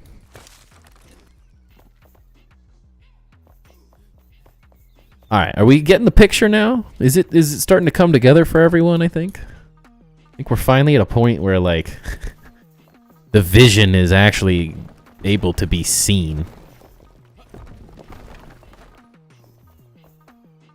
Yeah, I gotta leave all that. Still need to get down there. Yeah, story is important. And that's what I love about this video idea too, is it's like, it isn't just about, like, your story doesn't have to be water benders creating, like, are the only people that are able to, like, retrieve water from this one source, or you went down into a catacomb and you stole an artifact and the trap was unleashed and you unleashed this shroud and infection and corruption upon your city. It doesn't have to be to that, like, epic scale of, like, fantasy story. I think there's a place for that when you're trying to build big, interesting, really creative things, or make a book, or, like, whatever the creative endeavor is. Those bigger, more elaborate stories are very necessary. But it also is like, when you walk in a bathroom, there's a toilet and a toilet paper holder and a plunger and a floor mat and towels and a bathtub and shower, and, like, you walk into it. No one needs to tell you that you're in a bathroom. But the items inside that space are telling the story of how that space is meant to be used. Now, a bathroom might sound stupid as a way to explain that, but it's a very dumbed down idea in the sense that, like, if you don't have those specific items that relate to a bathroom, you can't tell it's a bathroom. So if you're looking at your build and you're making a kitchen, well, to tell the story of a kitchen, Just got here. Why are we discussing bathrooms? Good timing. Good timing. No, we were talking about storytelling and base building. That's one of the next videos that I'm working on for the channel. And that specifically, you can tell very elaborate stories. Like I was talking, Joe here is building aqueducts and needed a good source for where this water is coming from in his base, or how it's being collected into the aqueducts, because it can't just it doesn't feel right magically appearing out of nowhere in the sky. So he created a story of waterbenders. Not that that's like he created waterbenders, but like he used the idea of mages, people who can manipulate water, are the ones collecting it and then bringing it to the aqueducts. And I was saying my story specifically is this shroud is consuming and taking over this base. That's why this castle is being ripped out of the ground. And so you can go to the very extreme of you have a castle, and there's all this story and this corruption, or you're like your water source is from magic and being collected, or a story is being told in the same way for people that maybe aren't as creative and struggle with their basic bases. Like if you walk into a bathroom, no one has to tell you it's a bathroom. It is a bathroom because the items within that space tell you that that's what it's used for. The same thing happens, I was saying, as you walk into a kitchen. Like a kitchen has an oven, a refrigerator, a sink, typically are like your main three pieces. So if you have those in that space, it's going to tell you the story that this is a kitchen for making and preparing food. And I find a lot of people that maybe struggle more so with design tend to overlook the importance of the story being told, which can be extremely elaborate and detailed, like the way I think of story, in a way to create more interesting bases, but it can also be used in a very simple, kind of dumbed down aspect, because every room tells the story. I mean, as like working in architecture, my job was to tell the story of whatever space I was making and designing. Oops.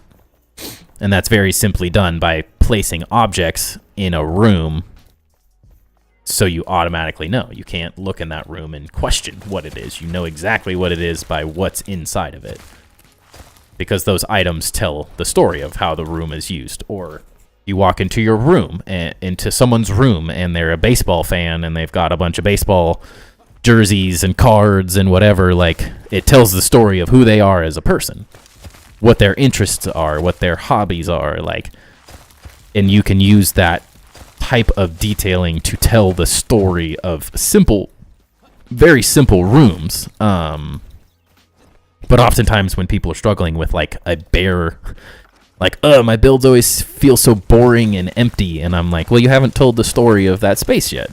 So it needs more furniture, because like a living room has a couch and a TV and artwork and whatever it is. And that is a more simplified form of storytelling. Dang it. I've decided the main story is that my town is a hub of learning. All of the master crafters have their own workshops and stuff. The apprentices run the shops in town. That's sick. That's a great one. I like that a lot.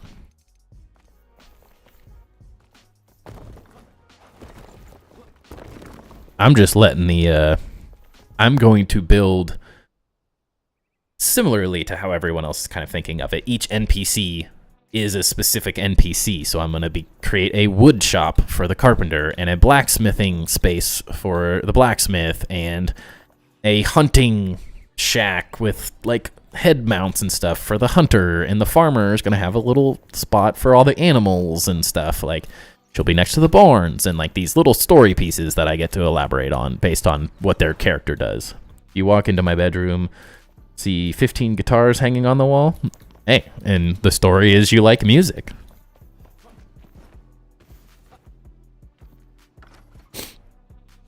But it's just a simplification of a video idea I have to help people become better at telling stories in their builds. Because realistically, designers are just telling a story of how a product or how a space is to be used. It's like often the way I like to think of explaining creative endeavors and stuff.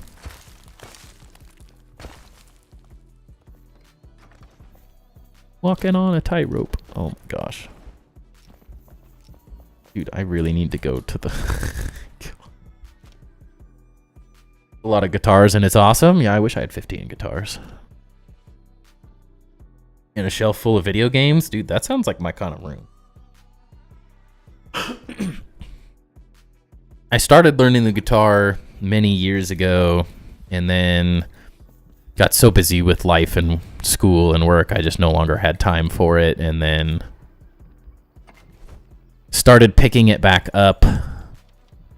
And then naturally our garage got broken into.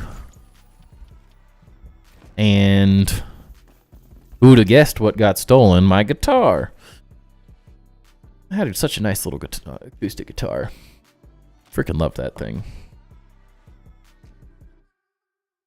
I was very disappointed. I bought it specifically because it was a guitar that is highly sought after, like, over a long period of time. The more you play it, the better it gets, the better it sounds. I spent a little bit extra because I wanted that, like, to be a long-term investment, something that I had for a really long time, and then naturally it's stolen. Quite frustrating. People suck. It's just a group of homeless people. Worst part is it wasn't even like my fault, because we lived in an apartment complex and this loser, instead of getting a covered spot, which they had covered spaces in the apartment complex, this person spent extra money for a garage that they used as a covered spot. So they didn't close their garage door at night, and a group of homeless people in the middle of the night came and cut through the drywall, because it was like a big long chain of just garage next to garage next to garage, and jack wagons cut through the drywall in each one and stole a bunch of stuff from like 20 people. At least 20 people, if not more. It was very disappointing. Worst part is they stole all my wife's. Her grandma was very into like beading, like creating bead products, necklaces, bracelets, but like high quality ones, not necessarily super expensive or anything, but she had this huge collection of really cool old beading stuff, just like old beads, and they're all like plastic and stuff. Maybe they're $5, $10, 15, 20 bucks here and there, like not an expensive piece by any means, but they stole them all thinking it was all jewelry, and then they dumped the whole thing on the side of a hill, and after rummaging through the entire thing, and you're like, what a dick move. So she was like so frustrated because it was like the only thing she had from her grandma on that side of her family, and it was like this very sentimental thing, not worth a lot of money, but very sentimental. You're like, people suck.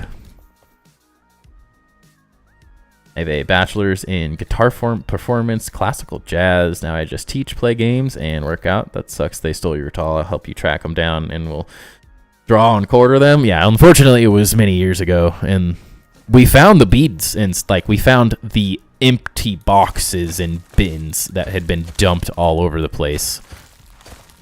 But it was just a mess because they realized none of it was worth anything. But the guitar was worth stuff, so it was the one thing in the whole grouping that was never found again.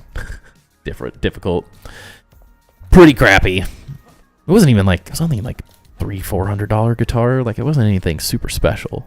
But it's a bummer because I had it for so many years. Like, keeping it. was like immaculate. It was like a nice Martin acoustic guitar. Just looked really, it was like a really nice light wood acoustic guitar. Just was like really nice. Simple, not super flashy, sounded incredible. And then that kind of deterred me. And then not that long ago, my aunt actually ended up giving me a guitar of hers because she decided she didn't want to play guitar anymore. So I got one in the long run. It's not as cool as mine was, though. Drywall is so easy to get through like that. Yeah, I watched a video where a guy was taken to a police station and put in an interrogation room. He kicked through the drywall in the next room and escaped. Seriously. That's all they did. Was in the back corner where there wasn't any studs anymore. They just took a knife and cut the triangle and then climbed out and climbed over each one of them and just threw everything into the next one because they had a little like assembly line going for it. Ridiculous. Bastard.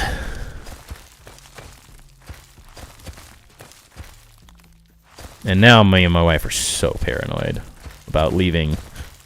We live in a great little neighborhood now, so it's like we don't have to worry about it, but I can't. I double check all the locks every night. Our garage is detached because we're in a duplex.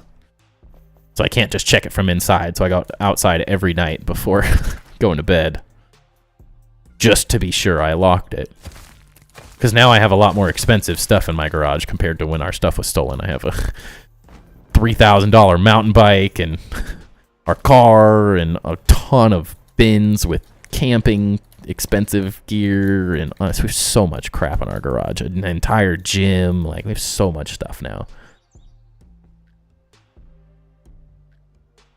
I'll rent the horses. Hey. You like teaching? My mother-in-law is a piano teacher.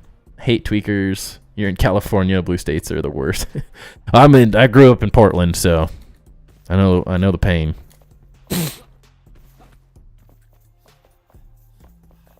I know the pain. You're looking for a new guitar? I'll show you what I got. Half price for you, brother. I could use the grocery money. Yeah, well, unfortunately, I would take you up on that deal, but I have one now, so. I got lucky. I got another one for free. It's just not as cool as the one I had. Shitty but smart. It's so true. And that's what pisses me off, is that instead of putting that mental energy towards something like useful, they put it towards figuring out how to steal from people. You're like, dude, if you applied your 1% of that thought process, you'd be totally fine. It's unfortunate. That's a struggle, though. I have met, doing architectural projects and stuff, I've met homeless people that can't help it, and they're veterans that have just been screwed in life, trying to injured and just have things like can't do jobs in the same way anymore, PTSD, all those things, and they can't necessarily integrate back into the world. And then there's people that just don't care and don't want to be a part of society. And they got to give the people that are just on hard times a bad name, unfortunately. Because not everyone that's homeless is trying to be homeless. Some people are trying to get out of it. Doesn't mean everyone is, but it's unfortunate that some people have to ruin it for the people that are actually trying to get out of it and are just coming down on hard times. But that is how everything goes these days. It's like Pokemon collecting. Like I have a bunch of buddies that are super into collecting, and they're just like, the hobby's like ruined because the handful of people that just scalp everything and then hike the prices up, and they have bots buying everything from the websites, so you can't even get it at the regular cost, as they crash the sites and get everything for themselves, and then you're stuck buying stuff reselled. You're like, that sucks, dude.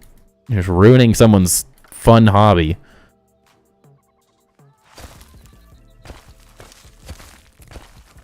There's always a bad apple in every bunch, unfortunately.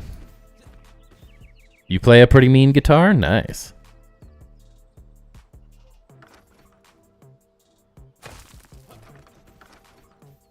I need to take a guitar class. That's my struggle. I started by teaching myself, and the process, I'm just not a... It's not that I can't, but I do exponentially better, like, learning from someone.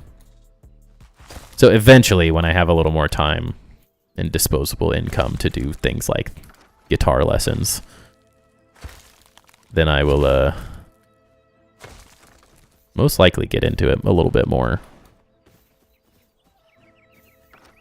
But with stream and work and kid and a wife, it's like, good luck.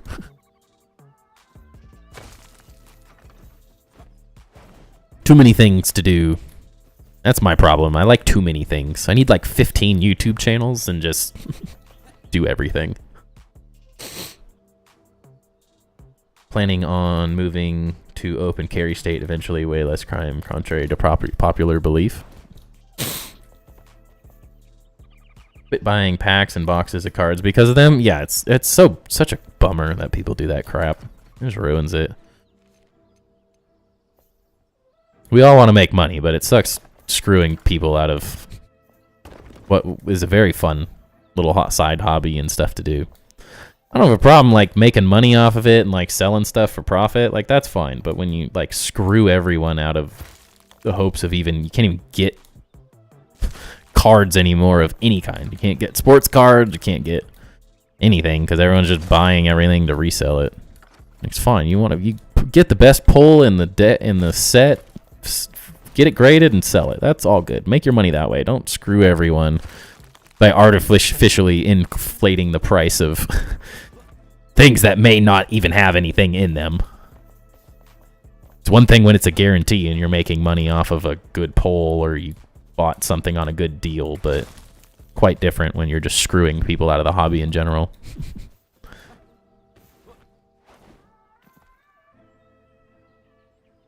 Drug problem? Just people down on their luck. Gone are the days of hobo games. Yeah, it's very much... I think it's kind of one with the other. I think people get down on hard times and then end up in that loop and can't get out. Done a lot of work with homeless people through architecture and stuff, so it's definitely not a one-size-fits-all situation by any means. I think that's the struggle of it. Doesn't mean that there's not people doing drugs and not giving a crap, but doesn't make it easier for the people that are wanting to get out of it. That's for sure.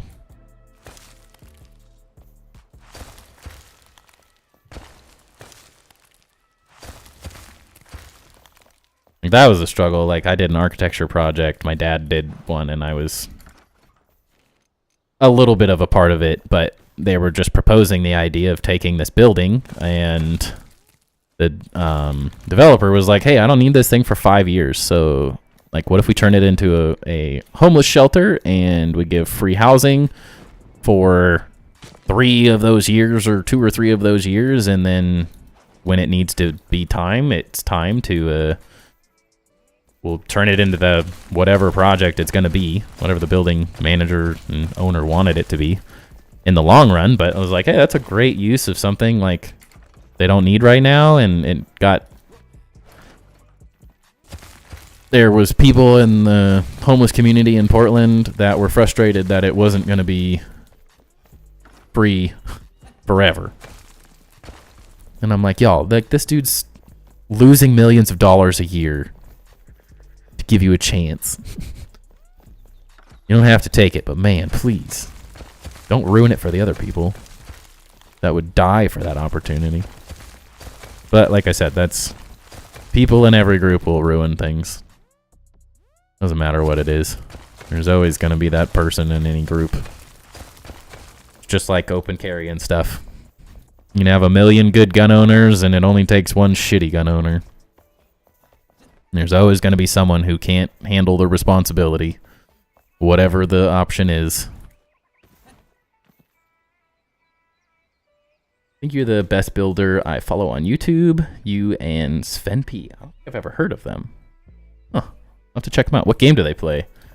My brother used to work at UPS factory in San Francisco, and they're homeless dudes sleeping outside the factory before work. Those are the ones trying to get out. Yeah, I mean, that's like, give them a chance. They want to earn it out. Let's help them. But you can't. I mean, it's no different than anything else, unfortunately. Some people want help, some people don't. Some people want to work hard, some people don't. That's every society, every generation, every single one. Can't make people want to work, but it'd be nice to be able to help the ones that actually want to. Give them an opportunity, find a way. It only takes a griefer to ruin PvPs. Exactly. It only takes one modder to ruin a COD lobby. It only takes one trigger finger, like, person. What is, I can't remember what the mod's called. But like shoot super fast.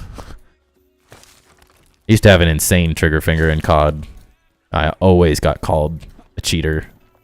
I'm like, no, dude, and I just shoot really fast. I'm just good with my fingers, you know? Why? Why do I do this? I'm an embarrassment. Conan Exiles? Oh, that's probably why I haven't ever... I've watched a little bit of Conan Exiles stuff, but just not much. But thank you for that. You think I'm one of the best. I appreciate that. There are a lot of really cool builders out there depending on the games you play, so that is a big compliment. I have found that the vast majority of YouTubers for like mega building tend to build like smaller builds. As I've learned, it can be very difficult to make content on large builds. It's not easy. It's easy to stream them for me at least, but in terms of like trying to make, you can't make a build guide on a build that's half the map. They take too long, they're too complicated, you can't recreate them. The pagoda base I have in Grounded is like the perfect example of like trying to create a build guide for that. It's just like, it's so much. It's just such a big base, it's so difficult to create that type of video for it.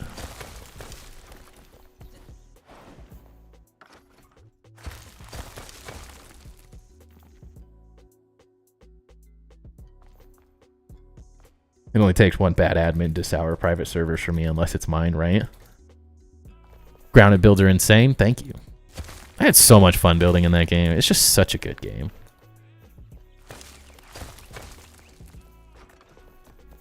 I need Grounded 2, man.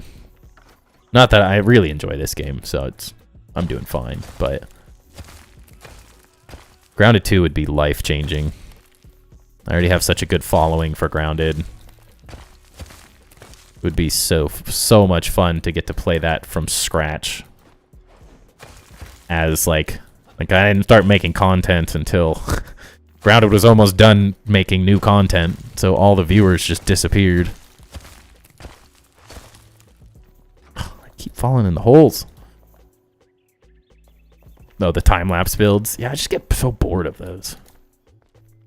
I like watching them every once in a while, but I just don't enjoy the like process of making them. I just really like teaching. I mean, like you, teaching guitar and stuff. I like the process of teaching more than I like the process of... Like, I always saw time-lapse builds, and this isn't a jab at anyone specific or anything, but I always prefer teaching someone how to make something cool versus just giving them a blueprint for them to copy. I've done a couple of them myself, and that's fine, but every time I do one, it's just people like, how do you build this part? How do you build that part? How do you build this? And all they want to do is have me build it for them.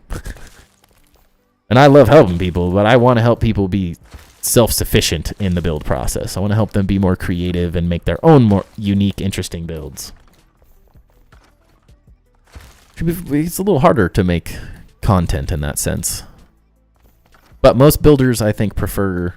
I'm in the minority of builders that like enjoy talking and communicating through their projects. Most people that are builders are more interested in like sitting in their room building and then making content out of it and maybe doing some voiceovers and stuff, but for the most part, they're not that type of person necessarily. Yeah. Oh, Watch the base tour video with the crazy zipline elevators. That dude is insane as well. Dude, right? Ludorav's nuts. Time lapses are great if you want to copy them. Yeah. Yeah, I prefer...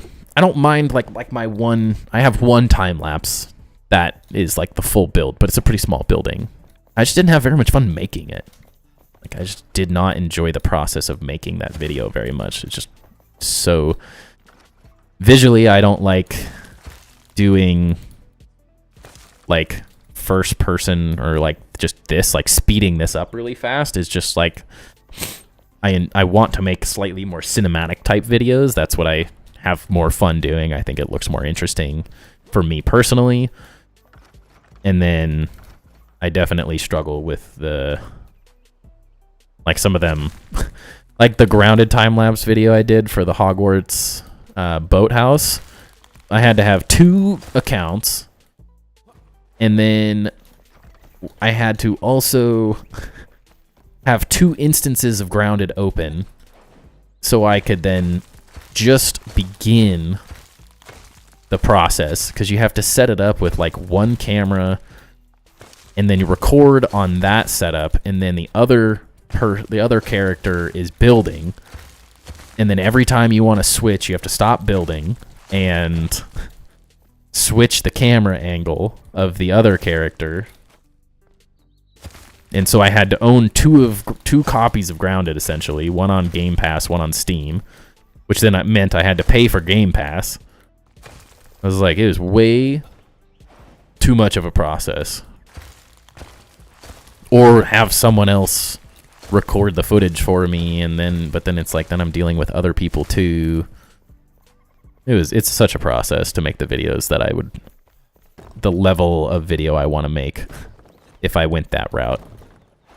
I don't even know. I'd have to have 2 instances. I'd have to have like 2 computers essentially to do it on Enshrouded. I don't know how else you do it, because you can't open 2 instances of the same game. I couldn't even really do build lapses like that.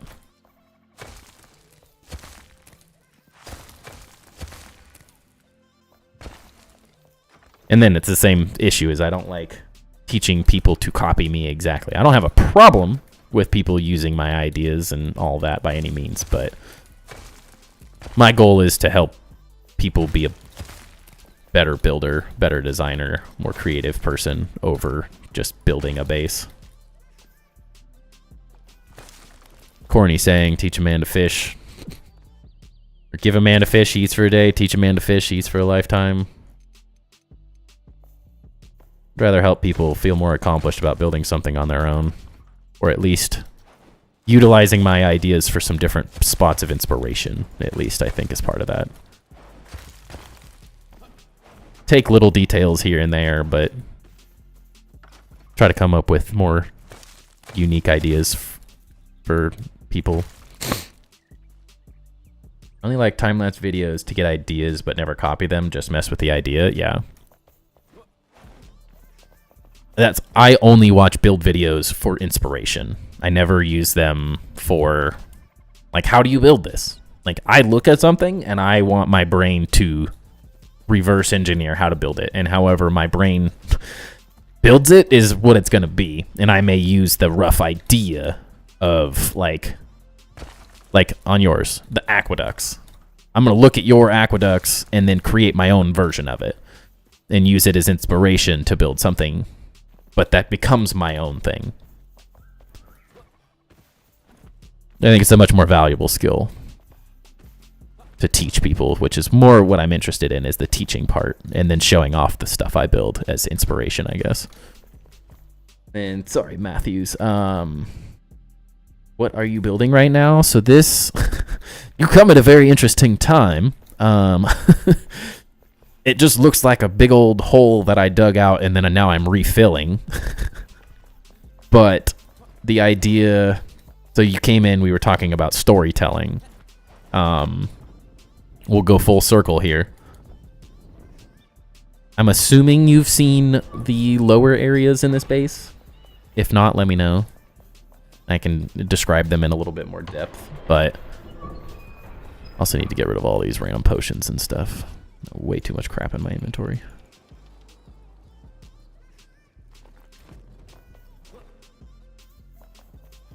So this is our armory, and the idea is that this is built over... Oh, jeez.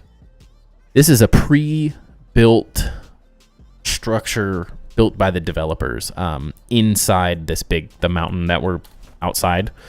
It's essentially a big mountain with a rock wall around it, and then there was a lower valley in the center that was just sort of a flat roof. Didn't really have a whole lot going on, so I covered it with stone, and I'm building a city on top of it.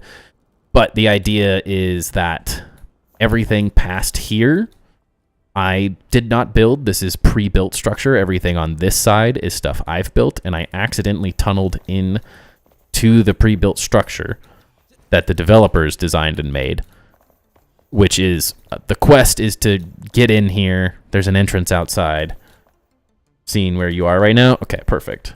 And so you do the quest, you come loot this crypt, and then the story being you unleashed the shroud, or you've unleashed the corruption through stealing the secret artifact that was in there. It's just a shield in the game. It's nothing crazy. So I built all this, or I built all the blue corruption. The flame altar is literally right above here, which is in this game. Not sure how much you know specifically about Enshrouded, but the flame altar gives you a safe space to build that's essentially repelling the shroud, which is what the game was, its own version of corruption. And your job is to eliminate that corruption in the shroud stuff. But because of the greed of the city, when they dug into the crypt, instead of leaving it alone, they stole the artifact. The corruption was released.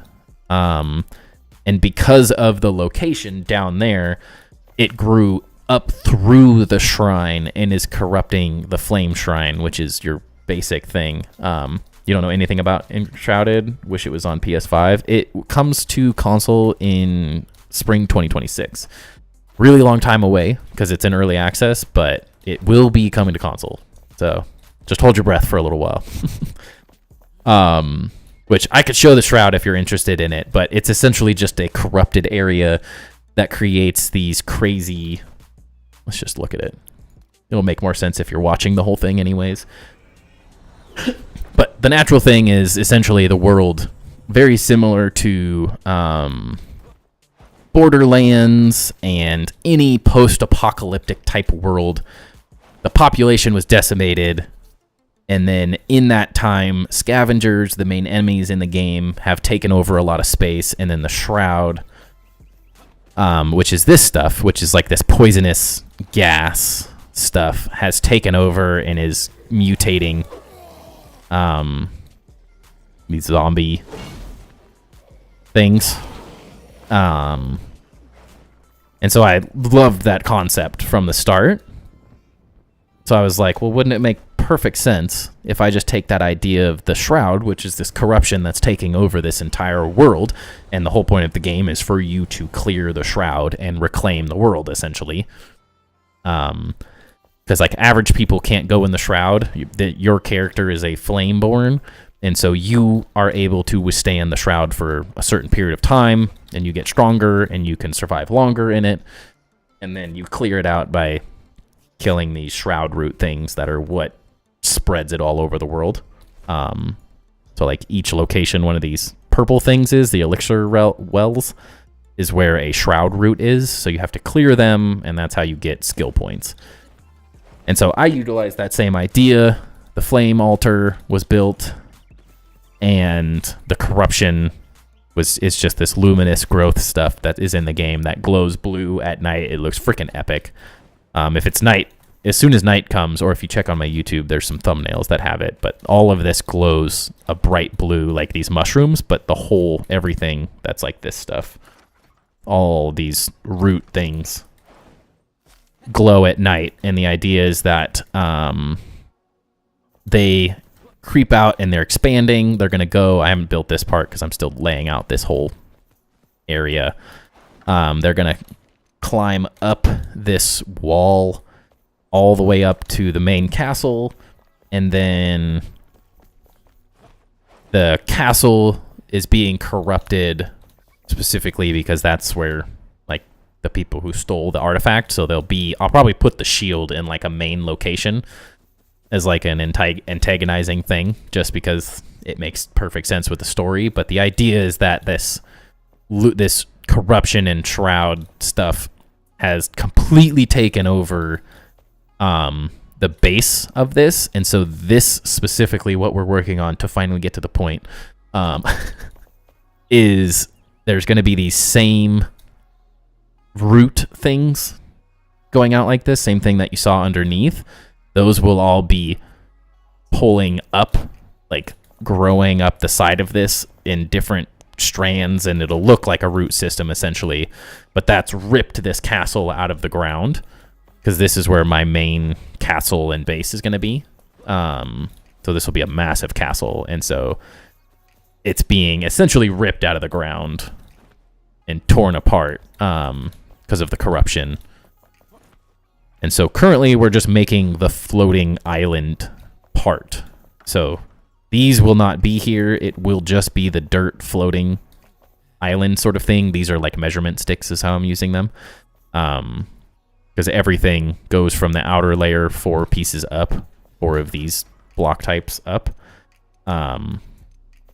So now we're just kind of doing the terraforming work. We dug out the big hole, and now we're making the floating island sort of thing. Which, it's been fun so far. I think it's starting to look really cool. And then once the corruption is all thrown out and all over the place, I think it's going to look pretty insane. But we have a lot of work to do. A lot of work to do. The terraforming part's really slow, but it's such a cool aspect to this game. I really wanted to like push the terraforming. And I've seen a lot of floating islands so far, but I have not seen anyone do a floating island that was actually ripped out of the ground. They're all just like floating up way up in the sky. And they look cool, but this adds a totally different like design element of like making it look like it was actually ripped out of the ground. Did you complete the story already? Yes.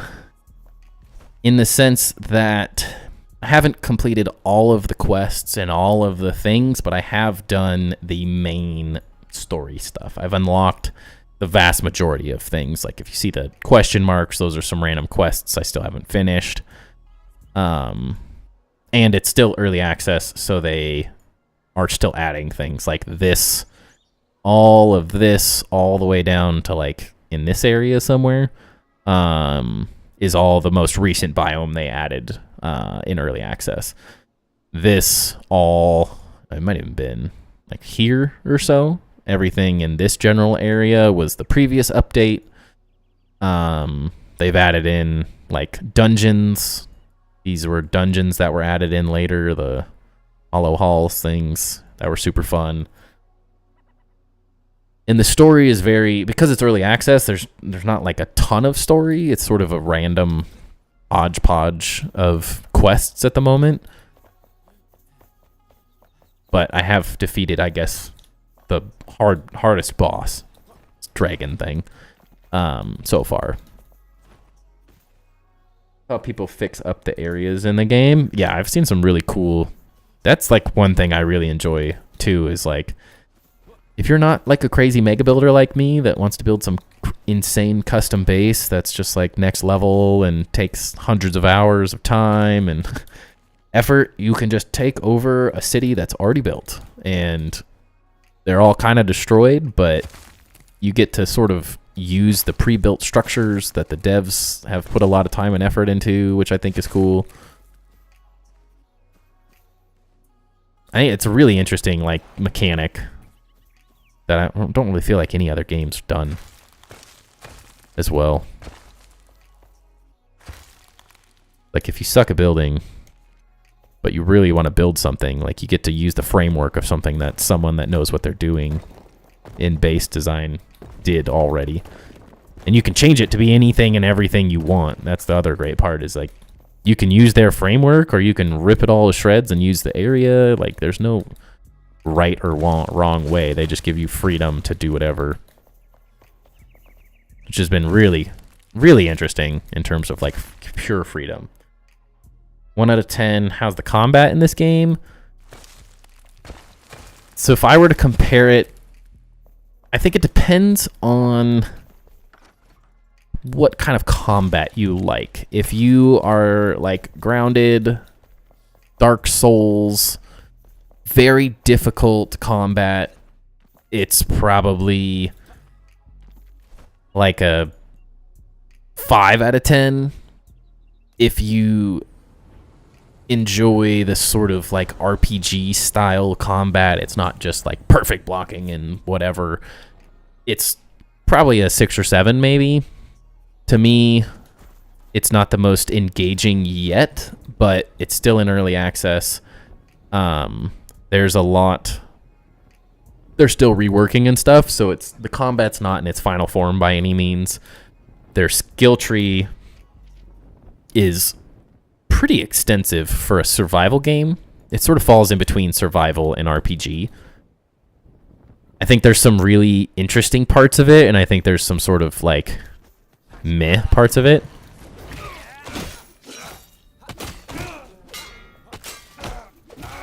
But you have the freedom in the sense that a lot of games currently don't have amazing combat systems. Ouch.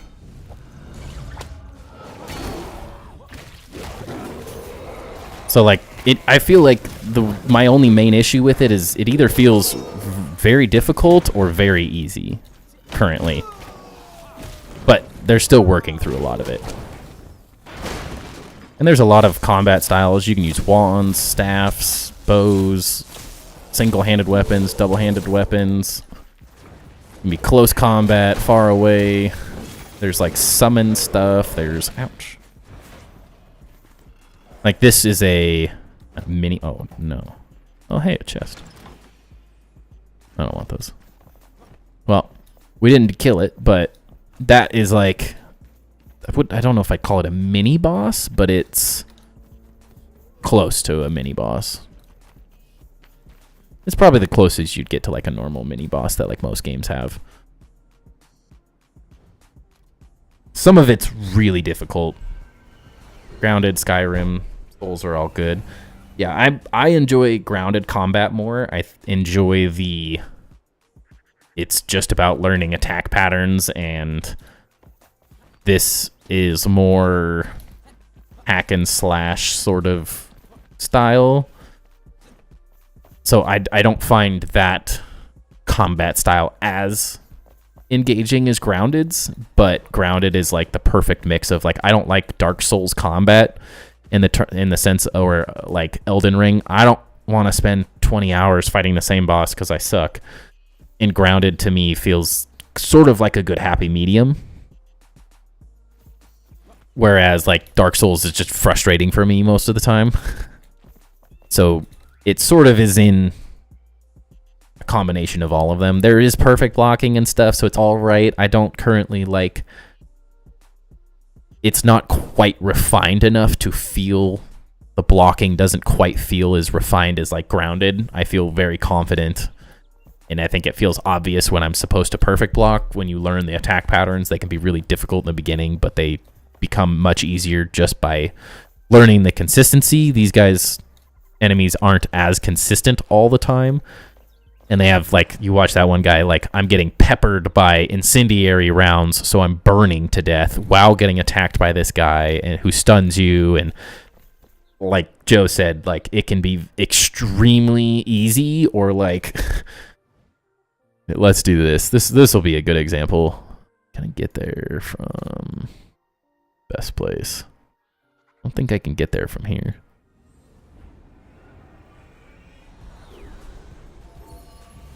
Yeah, definitely can feel. Some of the spots are just like, this is a joke, and some of the spots are like, holy freaking crap, this is insane. These hollow halls, some of them are, I guess, if you're at the right level, they're not necessarily that difficult. But if you're under leveled and you go into the hollow halls, it is insane how many enemies there are. And it's got really good settings, so you can kind of set it to whatever you want. I'm set to more of like a building world, but you can turn up the enemy spawn rates to like times 10 and have just hundreds of enemies everywhere all the time, and it's just fight, and you can make it, everything does insane damage. So it is good in the sense that it has a lot of flexibility. There's a lot of settings and things you can change depending on how you want to play the game. I don't like that it locks you in a combat animation sometimes. Yeah, there's a couple situations that I find very similar to that. Like, it's just, because it's early access, so like take everything I say with a grain of salt. Because it's early access, everything is not perfect and polished like maybe Grounded in stuff. There's just some silly mechanics here and there, but at the same time, for being a game that's been in early access for a year, like, they've done a pretty dang good job with it so far. I don't have the key, do I? I'm such a dumbass. Ugh. Alright, well, that's that. Look to the right of the map. Looks like they are prepping to add stuff there. I don't think anything's going in that area.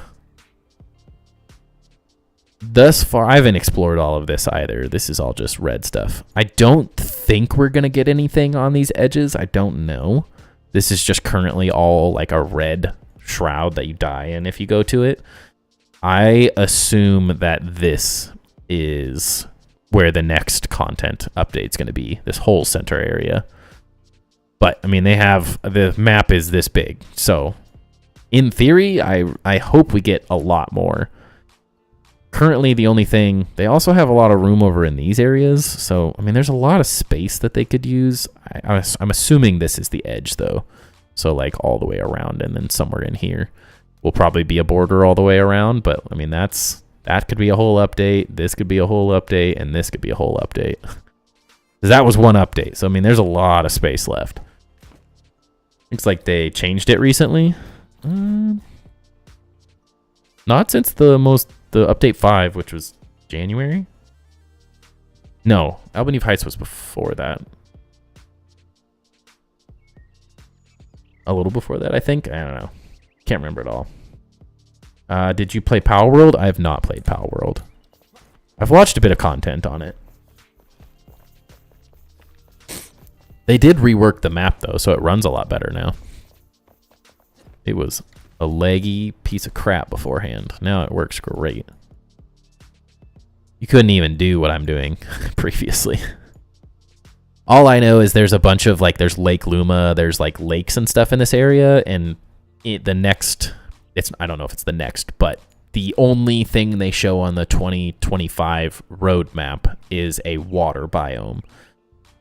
And there's already, like, what looks like in between all these mountains and stuff. It's perfect place for a bunch of lakes and water areas. So I'm assuming that this general area will be the next update for the most part. And it makes sense next to this giant snowy mountain biome to have the water run off of the mountains and stuff. I don't know. How many hours do I have in the game? Let's see. Steam says I have 630. I'm never quite know how accurate Steam is. That's the struggle. On the map, like, you are over there. It looks like they added hills and stuff. That they probably did. I mean, this is all new stuff. I don't know exactly where we were, but luckily you can just fast travel back. That floating island out there is one of the next things that'll be added too. So you were saying to the right? You just saying that? Or are you saying that? Holy cow, you can see the dragon all the way from here? That's the boss. The newest boss, I guess. There's two. I guess there's kind of 3 or 4 bosses, but I count 2 main bosses at this point. That's crazy that renders in. That is so far away. It's all the way up here. It's deep. Yeah, I think this is sort of how I see it. Oh, that's really cool. I've never really... That's the rain effect. That's pretty sweet. It's just raining over there. I didn't notice that it actually showed you. Oh, so you're talking about this. I don't think... I mean, I don't know. Technically, I've never really paid attention to it. They might be cleaning it up. But I'm assuming there's not really enough room to do much. I mean, what you're seeing is that right there. So you're seeing, like, to here. There's not a ton of room. I don't know. They could do plenty with it, but hard to say. Just going off of the road map. I missed. Dang it. Just going off the road map, my guess is that there's going to be a... If there's a better thing to look from. This one?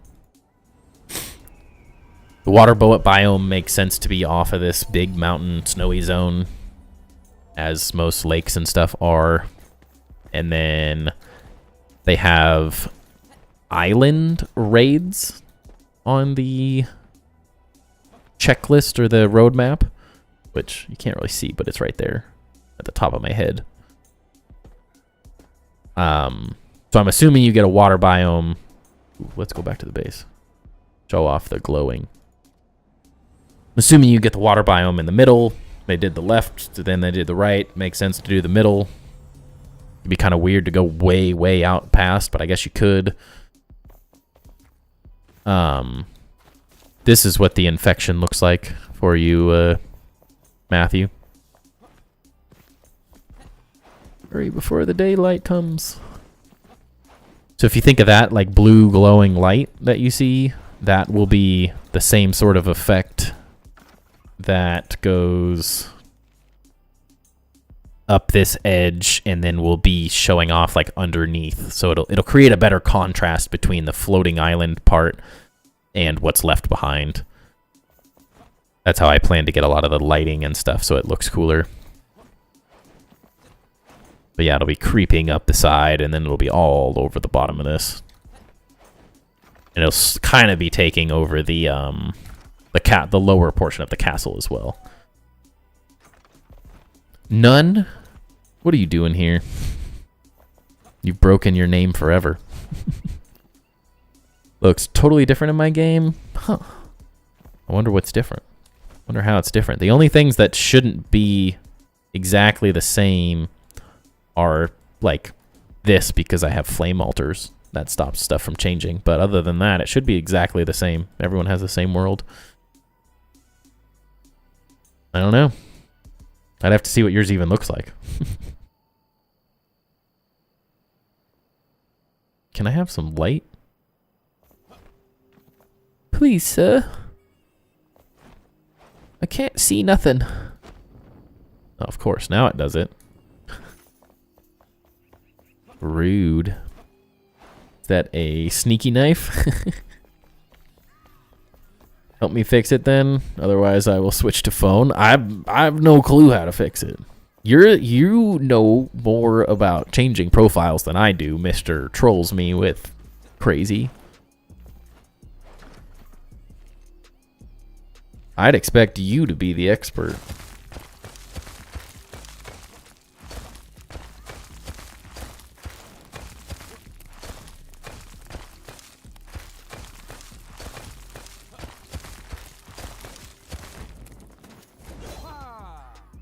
How did I just attack there? What the heck? I didn't think it was possible to attack with the build hammer. But if I could do combat with the build hammer, wouldn't that be epic? Just bonk people on the head.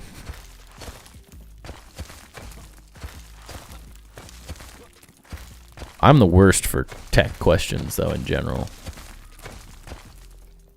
My knowledge of stuff like that is Google it. That's all I do. I have to screenshot it and then see. Huh. Yeah, I'm interested to see. I mean, it all should be exactly the same. Doesn't mean that everything is always working as intended.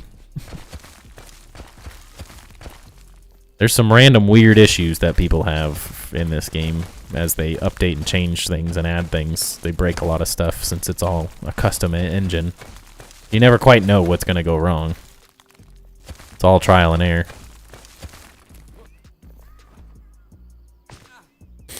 I'm no expert, but I can't figure it out. Well, you looks good. You figured it out.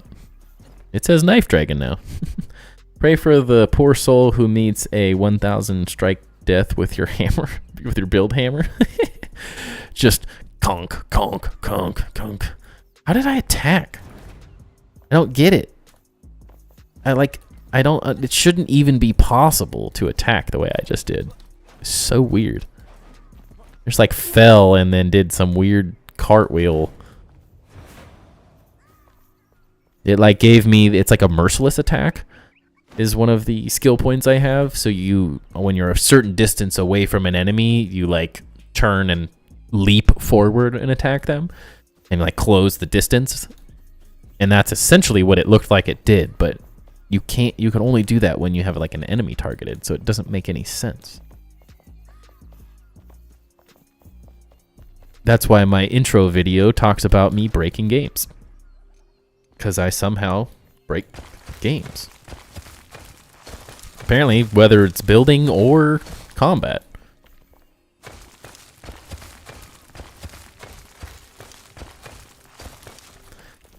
And then I gotta figure out how to build. We should probably not go too much further because I want to design our treasure room.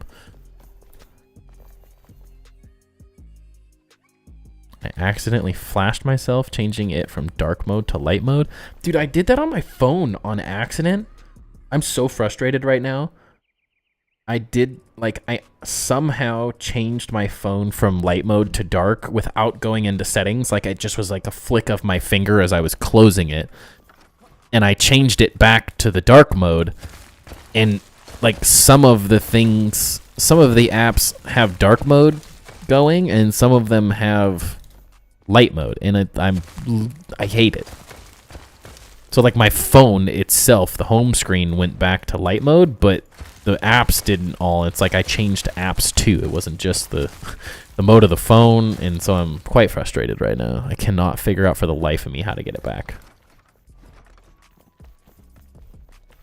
I don't know how I broke it in the first place.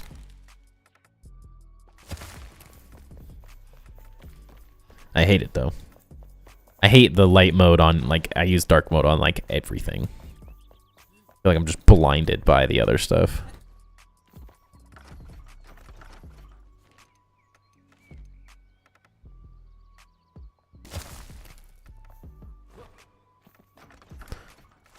Oh, wrong button. How's this connecting? Guess I need to move these down now.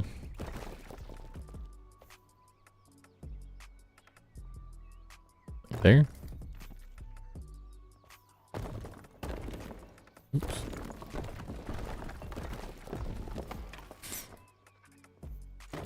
Yeah, I feel like I'm getting flashed every time I open my phone right now. It's the worst.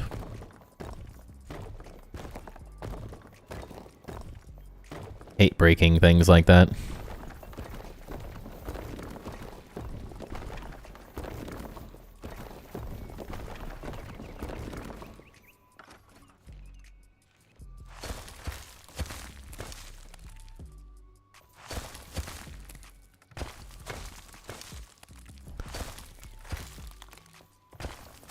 But good luck, Knife. Hope you figure that one out. Hopefully you can see. You're not too blinded.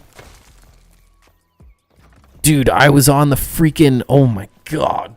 Talk about the worst way to wake up in the morning. I always wake up and like check to see if I have like any comments to respond to or whatever.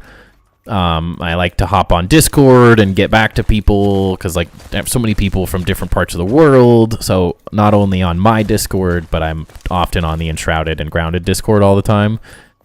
And I don't know if it was yesterday. I think it was like 2 days ago. I got up, like just sat up in the bed, hopped on my phone, checked notifications and stuff, checked my email, whatever, just like taking a minute to wake up. And I hop on the grounded Discord and someone asked a random question. And I'm like, I always try to help people whenever I can on the server because there's not many people answering like building questions. There's tons of people that answer combat and all that stuff. But there's a lot of really, really bad information out there on the building side of things for Grounded because there's so few people building in it and that have anywhere near the experience that I have anymore that are like even remotely active on the server. So I try to like pay it forward and I'm sitting there, start typing this message out and someone posts a freaking like and it was like, I think the craziest part is because it was like instant, like it pops up, it's a meme of a porno, and then just like, so all of a sudden there's just like, my phone's right here, and there's just meat right in my face. And I'm like, what the heck? And then it's like gone.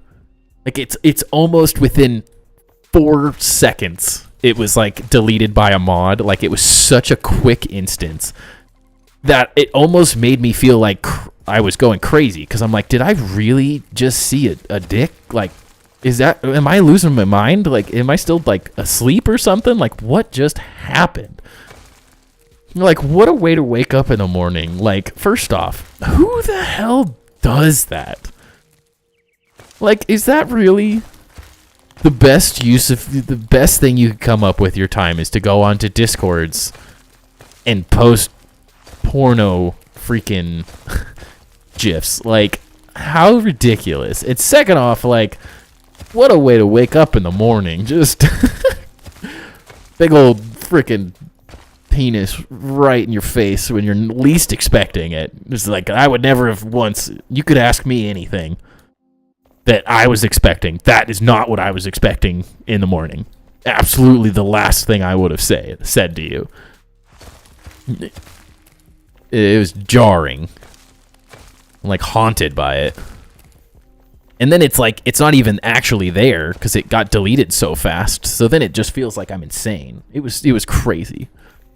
I know it sounds weird, but man, it was the most ridiculous. It's just like, what is happening? Ugh. Talk about a surprise first thing in the morning. Apparently, who needs coffee when you could get that? That'll startle you right awake. Like, how ridiculous. Funny looking back and laughing about it, but man, in the moment I was like, what is wrong with people? Oh, please no. Like, why do we have to live in the world we live in?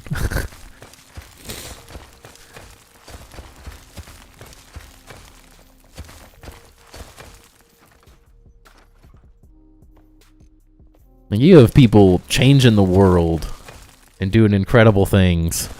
And then you got people like that posting dicks on Discord. You're like, what is wrong with people? Of everything you could spend your day doing, man, that's what you chose. You didn't wake up and choose violence. You wake up and choose that.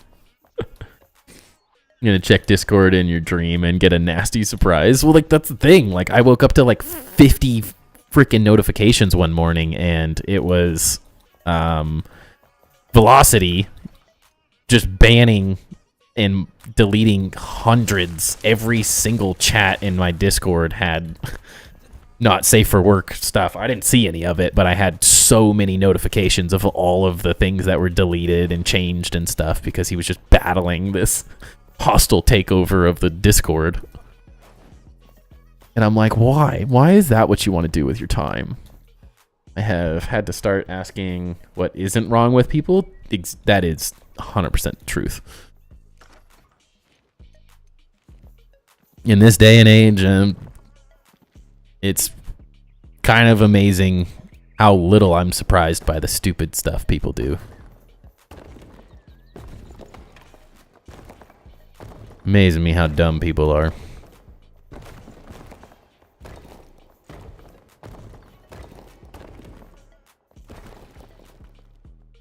I'm more surprised by a normal person than all the weirdos at this point. You're like, wow, that person had an intelligent response. I didn't know people could still do that.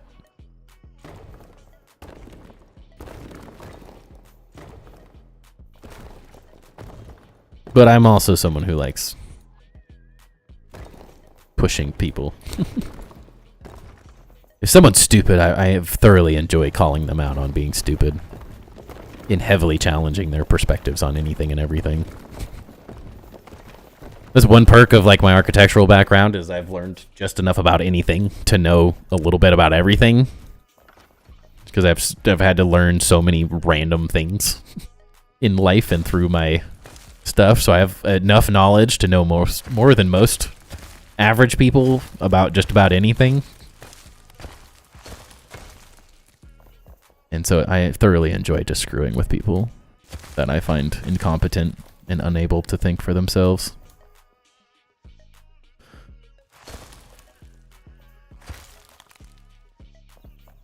Those are wrong. What did I do? Oh, it's not filled in all the way. That's why it looks so weird. Gotta fill it all in. Terraforming is coming along nicely. Yeah, slowly but surely. Oh no. Sometime this century. I guess the positive is now I have plenty of terraforming footage for all my random videos. Issue is I need the building parts. It was like talking to my wife today. I'm like, I feel like I'm in such a like standstill point because like my grounded content was really good because I had so much stuff built and I had community members like Luderav or like Lady Moniki that want to do base tours, and so I had this like endless content loop of I had the footage, I had the bases to show off, like oh, the top 10 build tips video is like the perfect example. Like I had all of the tips I had already used in some way, shape, or form on all of my builds. So all I had to do was fly around to get footage. Whereas Enshrouded, like I'm so early on with all of these builds, I just don't have enough random footage to make the videos I want to make. So I just have to keep building. Which isn't necessarily a problem, but I feel like I'm in a bit of a standstill just trying to get through this stuff so I can continue making videos. And like part of the reason I think the top 10 build tips is my best performing video is because I give useful sort of generic tips to help people build, but then I have the builds themselves to back up the whole concept. Like I thoroughly believe in the idea of like you can't teach someone if you haven't done it, and like not to call out Paralyzer or anything, but the same day I made my top 10 build tips video, he made a top 20 build tips video, and he has 30,000 more subscribers than I do, and my video has 60,000 more views than his does because he's not a builder. He's an incredible guide tutorial person. He does very good combat. He's way better at combat than I am, but that's like me trying to make a combat video. I don't necessarily have the credentials to back it up in the same way. Not that his video was bad or anything, but when you compare them, it's hard to compare his builds that he spent 10-15 hours on and my builds that I've spent thousands of hours on. Like it's just, you can't compare the two. So we have very different mentalities and things we do, but I like to back it up. I think the showing stuff off is the best way to teach people those concepts that I'm trying to do. So like I want to do a top 10 build tips video for Enshrouded, but I have to get to the point where my builds are far enough along that I can actually show off the tips. It's easy to talk about them, but no one's going to take them serious if you haven't used them in any way. Or at least that's what part of the credit that I give to why that video succeeded as well as it did. Oh, hey, look. The top of my crafting room. I might have to delete some YouTube accounts. I might disappear. I don't know yet. Well, just let me know what your name is when you come back. It is difficult when you don't have 6 hours a day to build. Yeah, that's the biggest difference. Is like I started building that pagoda base like a year probably before I started making content. So I had 600 something days, almost 1,000 days of building and grounded before I even started making content on the game, and like got into it. And then when I started streaming, I was just so much faster at building and grounded as well. I think as part of that helped a lot, just because this game has so much more detail. It is a lot slower to build in this game than most of the games I've played, just because of the depth of detail and stuff that you can add to any build. So it makes it hard. Can make it a little difficult to get stuff done.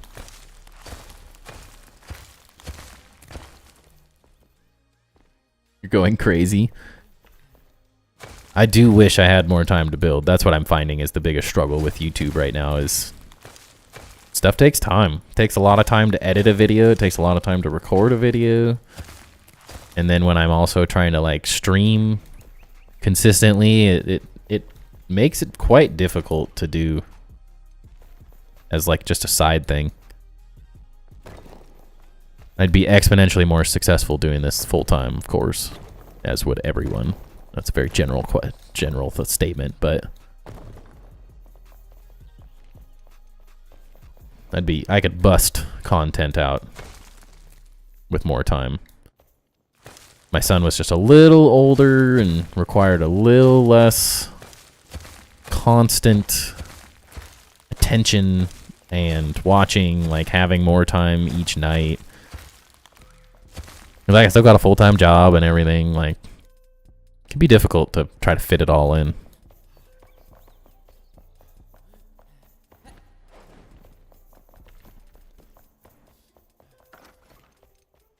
We're just chugging along. Sometimes you're just in a season of life. It's what my wife and I always have to remind ourselves. Like, we will not always have a 2-year-old. Enjoy it while it lasts, even though it can be infuriatingly difficult at times. He is a lot of work these days. But he's also the most fun he's ever been. He's always been fun, but he's really fun right now.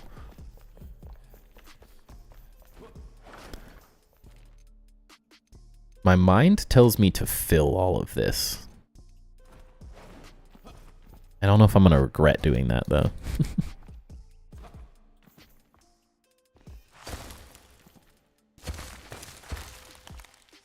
What the?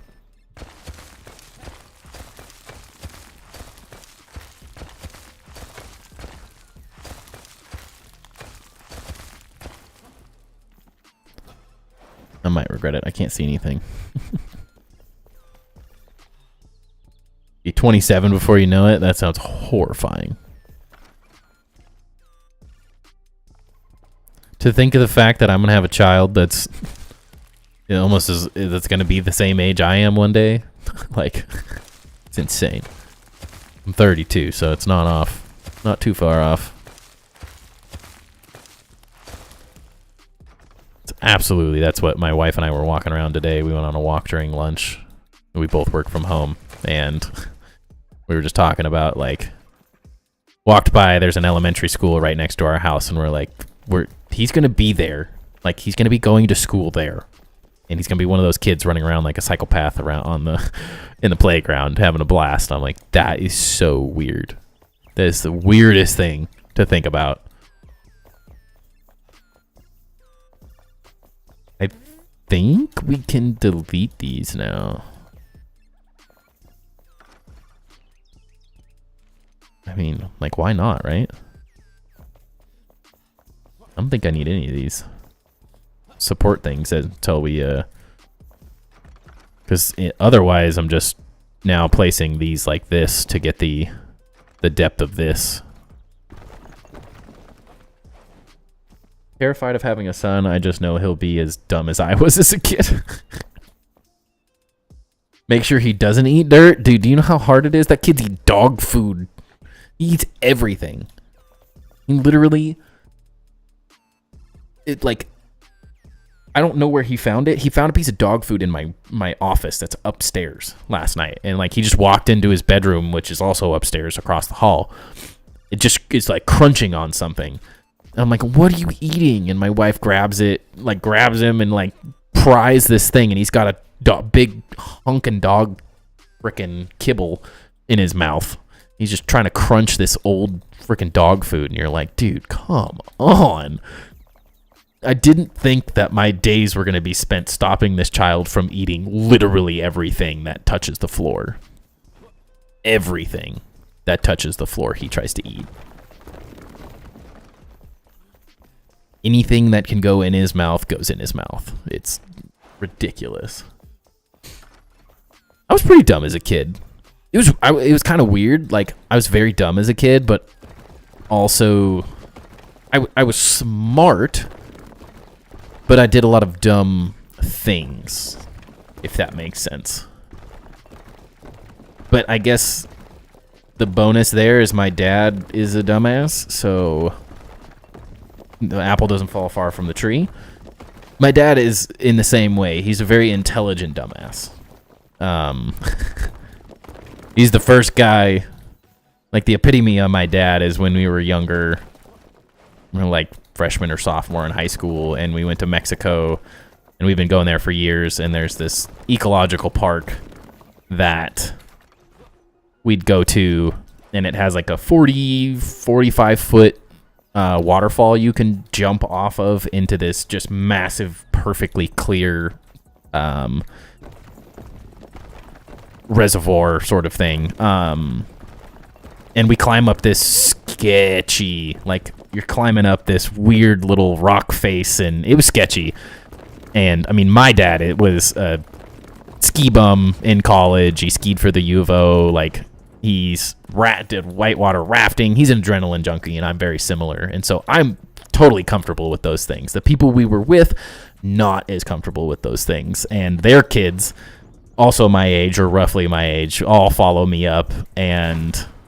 So we're going to go jump. So I'm going first, and we take a little while because I'm kind of being a little bitch. I had never jumped off of 20, 25 foot, but 45 feet's high. It's very high if you've never done it before. It really wasn't that bad, but if you're not a super big heights person, it's terrifying. So we're overthinking it. So my dad comes up, crawls up, and he's a pretty heavy set dude now. He was a lot smaller when he was younger, and he crawls up this rock face, and gets all the way to the top, and all the parents are down below, and my mom recounts the story. They're all like, oh, thank goodness. Craig's going to go up there and tell them to come down, right? And my mom just looks at him and is like, no, he's going to show them how to fucking do it. He's going to go do it first. And the first thing he does is walks up, he looks at me, and he goes, stop being a fucking pussy, and just jumps off. And I'm like, cool, Dad. Thanks for that. What a confidence booster. And he was always the first person to jump off the bridge and stuff. He was always a crazy one. He's a very intelligent dumbass. Before you know it, he'll be 17, spending all his savings on a piece of crap car against your wishes. See, the nice thing is my first car my dad bought for me, so it wasn't a piece of crap. I don't know why he trusted me with the car he bought me, but I got lucky. Luckily for me, I got to drive his car because he had a company car. So I just got to drive. I didn't have a car. I just had his for a long time. And then when I went to college, he ended up buying me a car.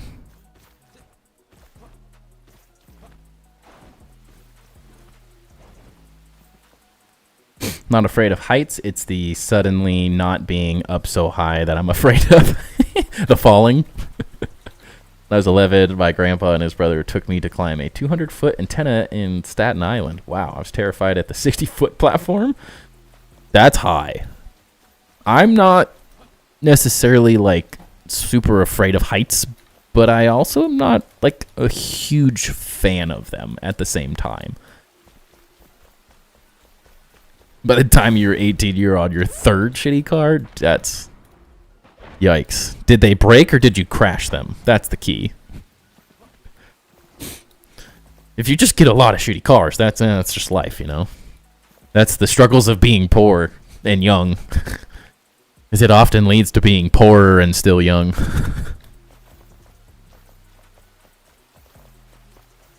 Coming along. We got a lot of work to do on the back, but at least the front's looking pretty good. Maybe look down here.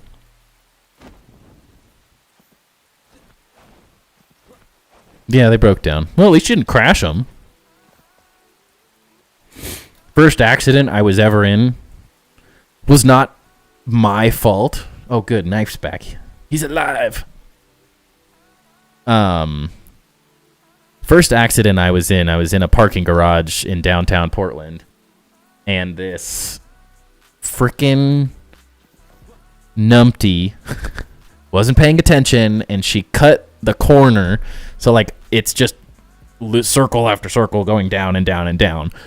And I'm going right, she's going left, and she cuts the corner. And so, like, my reaction is I have to swerve out of the way, and naturally I'm right next to the column, and I clip the column with the rear fender, and it just like it was painful, but like not my fault, because if she hit me, of course, then she would have had to pay for it, and now I regret it, of course, because I should have just done nothing. But like my brain was like, protect the car. And I ended up paying the price for it, because now I'm the one, because she didn't hit me, and she just kept going. So then I have to pull over and look, and I'm like, there's just massive, like, folded in portion right on, like, the most difficult freaking spot to fix. Like, it's just the back quarter panel is, like, the worst possible spot you could do it to. And I get home, and I'm like, yeah, so I hit a column. Like, it wasn't my fault. And all my dad says is, well, don't you feel stupid? Like, why? It wasn't my fault. Why do you have to make me feel like this? Because I feel stupid. I didn't need you to tell me. I already felt stupid. All right? Like, I didn't need that reinforcement. The stupid is written on my face. All right? I know it. I know. Always let them hit you if you have coverage. Trust me. I know that now. But, like, my jerk instinct is to avoid the crash. I just wasn't paying attention to the other side of the area. I was paying attention to the crazy chick that was trying to run me over. Why is it raining just there? But it is raining here, but it's not wet. Does the rain move? Like, fade it out. It still sounds squishy in my boots. No, but no had on this none. Somehow my PC had a stroke and changed my stuff. What? Was that even English? Did you have a stroke while writing that?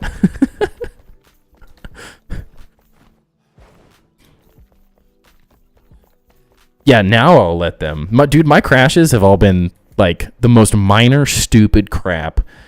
Had one of my good friend's neighbors, freaking old jerk, gotten used to seeing dumb people about to hit me, and I always just pray, please hit me, I need this check. Dude, right? That's where I am now. I didn't think about it before because I was on my parents' insurance. I was like 17. So like it wasn't like a worry to me. Like I don't think of it in that. It wasn't thinking of it in that term at that point in life, you know. Now it's a different story. I want the new car, you know. Like hit me all you want, please. Daddy needs a bigger car.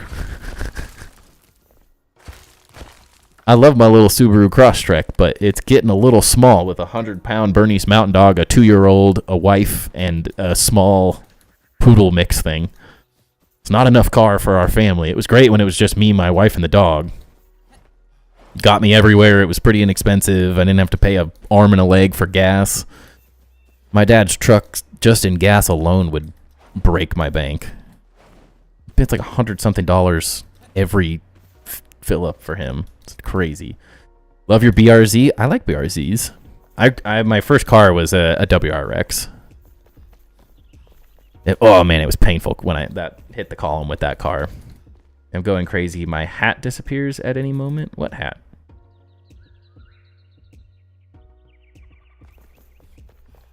Oh, is that the hard hat thing? I can't see them on Restream, so I always kind of forget about them. First accident I was in while driving was a sideswipe by a semi-truck on the Ross Island Bridge. Dude, that's horrifying. That is the worst bridge ever. It is so freaking skinny. The freaking guardrails are like a foot tall. Like trucks, it's horrifying having a truck drive past you on that road. Horrifying. And it is such a far fall. That's a horrifying place to get sideswiped by a freaking semi. Ugh. I see something stupid on the road, it's always a female or an illegal dude. Unfortunately, I just feel like everyone's a stupid driver these days. See, I have to go to YouTube. Hold on, I can't actually see what's wrong with your hat. I don't have the correct chat open. Restream doesn't show those random things, unfortunately. Freaking semi. Oh, mute that. Yeah, that's horrifying, dude. I would crap my pants. Looks like Matthews. It shows I see yours and Matthews. Looks like it's working. Don't know.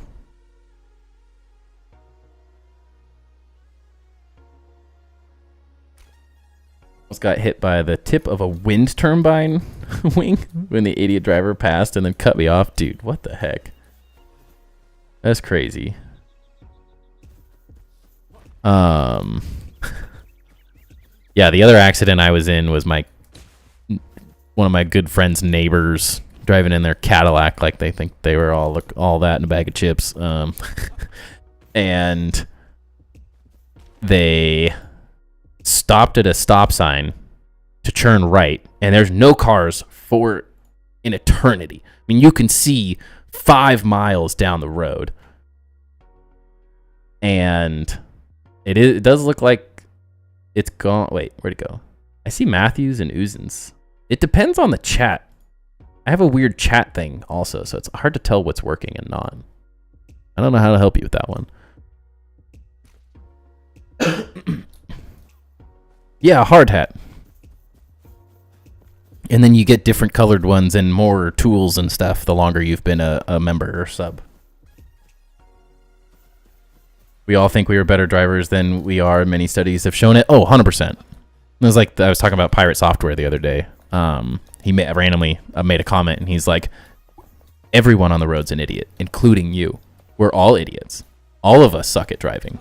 We're all morons. Whether we're good at it or bad at it, we're still all kind of assholes on the road. And I'm like, he's not wrong. He's not wrong. But yeah, the Cadillac, this guy stops. You could see him look left and right. He's looking right for no reason because he's going right.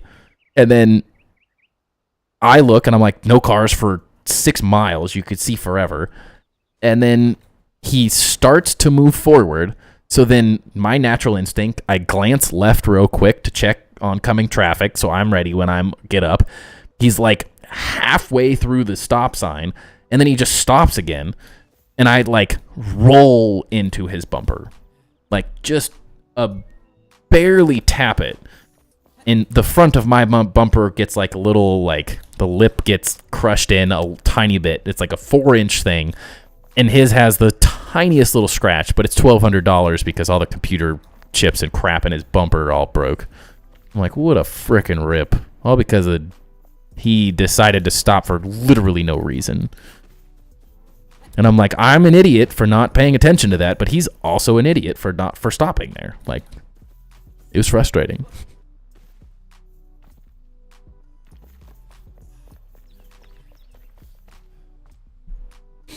It is a pretty small hat, though. Your PC is going nuts and hi, Uzin. Wait, is Uzin on? Where's Uzin?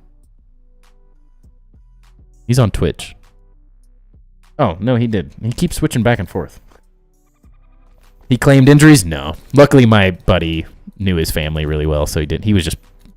He came out like guns blazing. He was so pissed that I hit his car. And then I think his wife had a better sense of the fact that he was also doing some dumbassery in the situation. It wasn't just me. And she kind of told him that. In the sense, it told him to shut up. Oh, hey, you got Luderav, a gifted sub? Let's go. What a win. So like, yeah, he was like yelling. He was so frustrated. And then my buddy who has known him, he lived with next to him for like 10 years, was like, started getting up in his face. And his wife was finally like, Jim, shut up. It's not his fault. You should have stopped anyways. I was like, thank you for having some sense in this situation. Like, well, trust me, I didn't want to hit your car. It was not the plan. I would happily go back and not do that. Oh, dang it. Every time. Thank you again, Knife. Thank you again for all the subs, man. I guess we can kind of start doing this. This is kind of the easy part now, is we just get to... What, another one? TD Bow got a free gifted sub from Knife. Thank you again, Knife. My soul is still mine. Someone's trying to take me to small claims for an accident that was already settled. His fault over a year ago. People are greedy. Luckily, I had Allstate. They're going to laugh him out of court. Yeah. It is quite unfortunate how greedy people in this country have gotten. Dude, what are you doing? Another 5? Miguel, Paulo, Anakin, N Mass Art. Oh, hey, and Zero. Zero's one of my he's my college roommate. Is he in the chat? Can anyone get it? Did they have to be in the chat to get it, or can it be anyone? I feel like you have to be in the chat, right? Are you lurking, Zero? Huh? Are you just lurking over there? But thank you again, Knife. You were seriously one man keeping a stream alive. Anyone who has visited the stream, like tonight or just in general.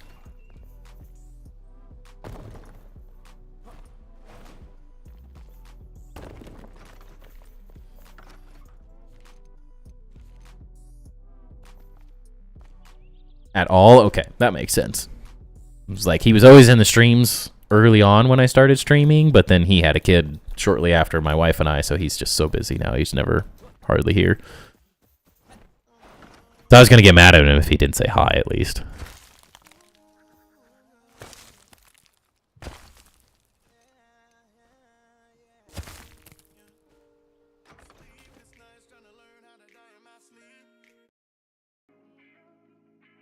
Dude, another gifted knife. Holy cow. You crazy, dude. Still trying to member myself. I feel like that's pretty... Can you gift yourself a membership like that? I feel like there's enough people that have joined the stream. You could be at this a long time. Not that I'm complaining about that. I think I would heavily benefit from that, but I wouldn't want you to have to sit there and do it when you can just give yourself one. You mean you're all out of subs? If you can gift a random sub, you can gift one of those, can you not?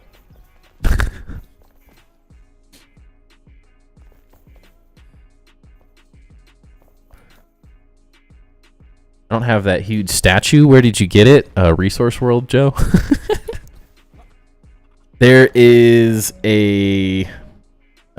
which one is it? Journal. Let's see which quest it is. I'm pretty sure I finished the quest as it is, but... see if we can find quest for you. One of the NPCs gives you the quest to go find. You have to find all the individual pieces of it. Unfortunately, I just don't remember the name of any of these quests.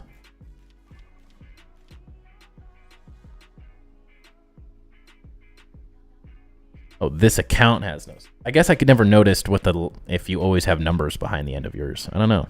Is Knife the Oprah of gifted subs? You get a sub. You get a sub. I would say yes.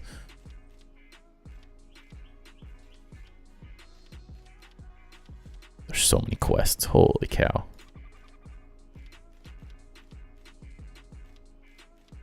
Which is not even gonna be in there.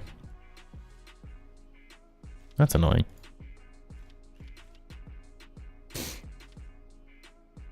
It's the... let me see what the name is for you. I think I have a couple of them.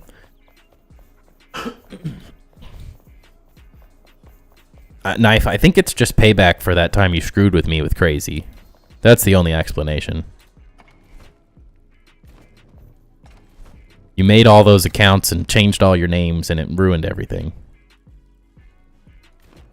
Do I have any of them? That's the question.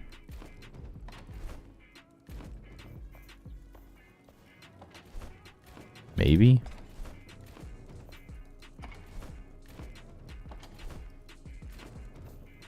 I swear I grabbed like 5 or 6 of them, but apparently I'm losing it. Who'd have guessed? Well, I don't have any of them. Maybe they're outside.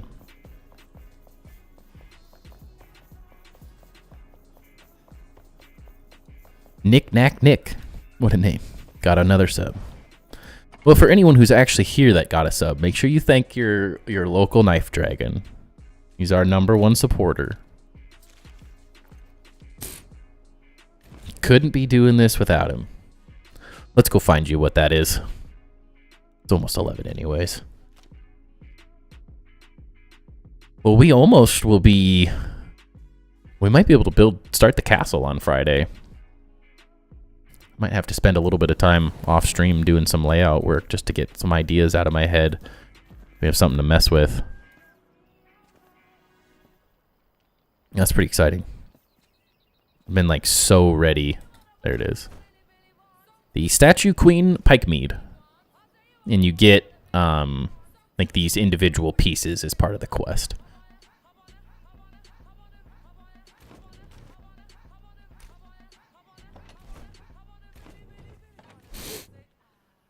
Oh, is that what you're saying? You are crazy now? Knife and Crazy were the same people the whole time?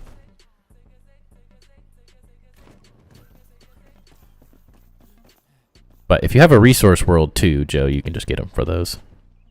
And just get the whole statue. Or you get the individual pieces and then you build it on the frame thing. Might as well grab one, right? Works the same way as the Cyclops one. So it's like the same kind of quest line. You get the base, and then you have to go kill all the Cyclopses, and each one drops a different piece, and then you make a Cyclops skeleton thing. Hopefully they add... I need more statues in the game. I need power!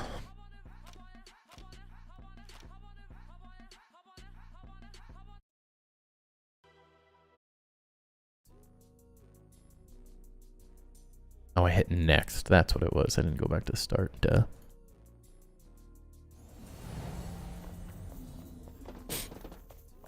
Put these in my outside chest.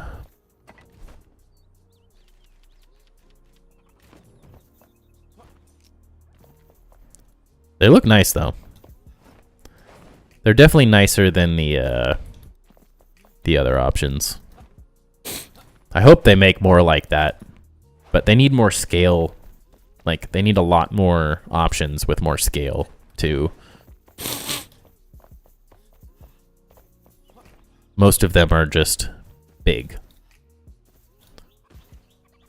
I have a father-in-law who plays with me, and he likes to gather resources, so I haven't needed a resource world yet. Now my wife is joining, and she's all about gathering and organizing. That sounds like the dream. That would be so nice. I do sort of miss the collecting side of Grounded. Like, there's just something that was like a cathartic feeling of collecting materials and using that time to like think through my bases, and it was like my little break. Whereas this game, since I use the resource world, I only build. I do the stories too, of course, or the story quest lines and all that stuff too, but I don't do any collecting, so it's like a kind of a weird dynamic sometimes. I might head out for the night. Sounds good, Knife. Thank you again for the, like, what? How many was it? 1, 6, 7, 8. For the 8 gifted subs, man. Thank you. Hope you have a wonderful night, and we will catch you on the next one.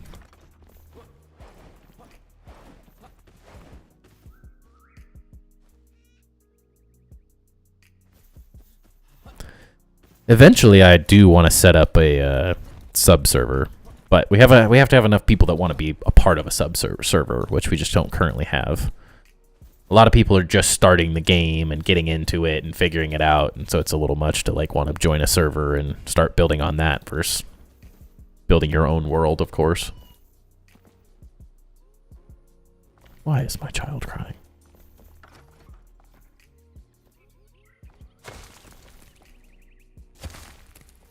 It's far past his bedtime. That was a loud scream too. I swear he's had this cough for weeks. He got sick like I didn't get sick till like 5 or 6 days after he did, and he still has a bad cough. I can't figure it out. I'm like 95+% better now. Oops. Nope. Okay. How much does someone want to bet that I'm going to spend the next 6 months of this build just like accidentally doing this when these things are gone and just sliding to the bottom of a hole? That's literally all I'm going to do with this build. It's going to be me falling into a pit constantly. I want to join a sub-server, but I don't want to neglect my current build. Yeah, that's the struggle. Is like, we have to have a big enough community to where that makes sense, and to where I have the time to take one night, like Friday nights become sub-server night, would be my ultimate goal with it.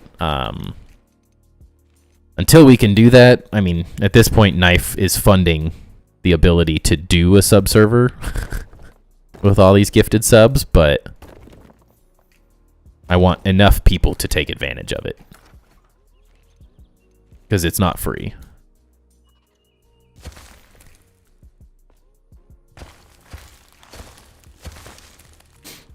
There's 100% fall damage. It's very bad. If that's the one setting I want more than anything in this game, is the ability to take fall damage off.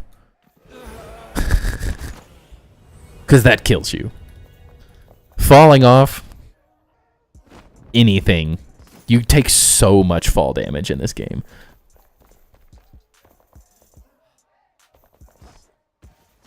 Like, the only difference is like all these are considered slopes, so technically it stops you if you land on a slope, but if you go from a regular surface, like, that was so close. Barely fell. Yeah, I really want to be able to turn off fall damage. It's like my least favorite thing in any game. I hate fall damage. Especially because I was laughing. I was like, it's a game that's only ability to, like, you can't fly and build, so you're forced to build your own version of a parkour challenge, and then you jump in between your own parkour challenge. So you're just constantly falling and hurting yourself. So I had to go and, like, get bandages just to keep myself alive while I'm building because I fall so much. It's the worst.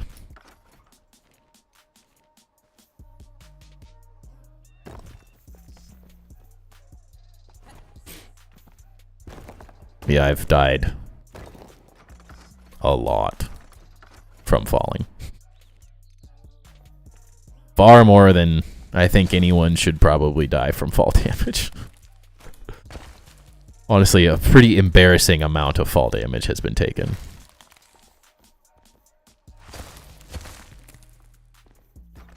Yeah, we'll have to find a way to make this less of just a hill. Gonna need some detail work for sure.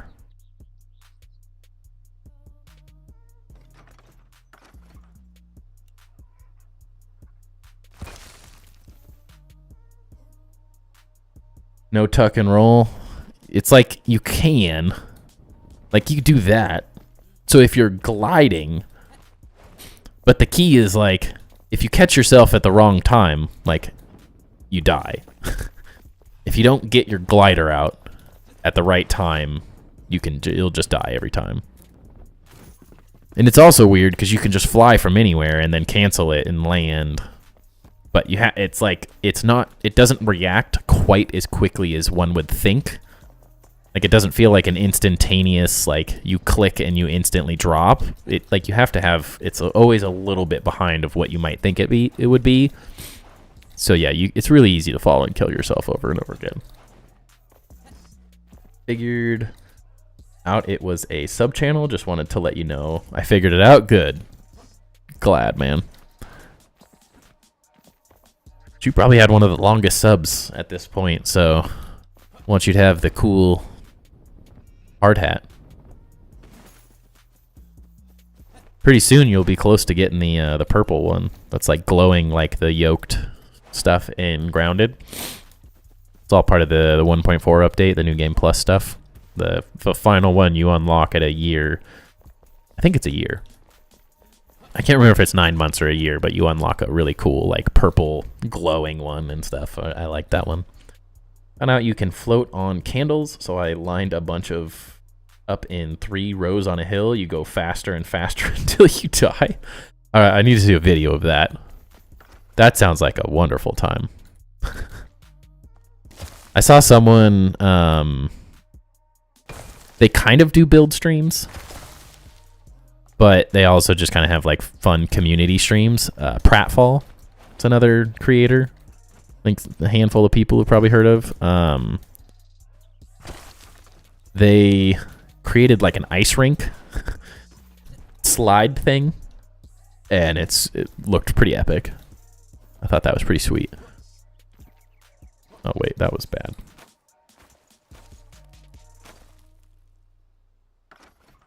What?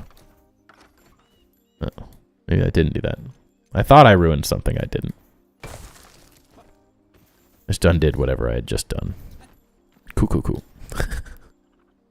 At 8 months, you're close. Yeah, I watch Pratfall a handful of times when they've gone live.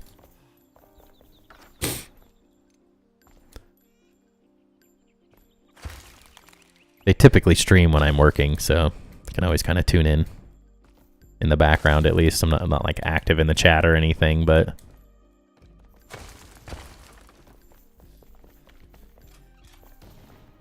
can be really hard.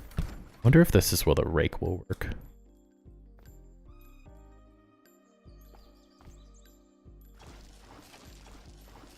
Okay.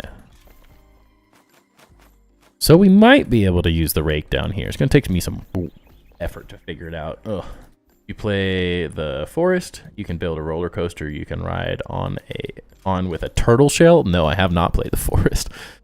That sounds pretty epic though. It was one of the main things I did like when Minecraft first came out. I had a bunch of mods with a buddy of mine, Zero, funny enough, who got the sub from Knife earlier.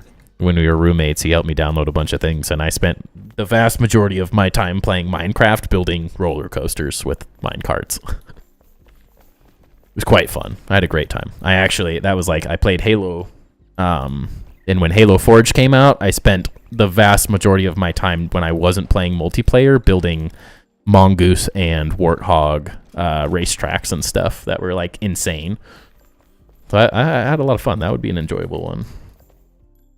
Did you see that crazy maze someone built on the Pratfall server?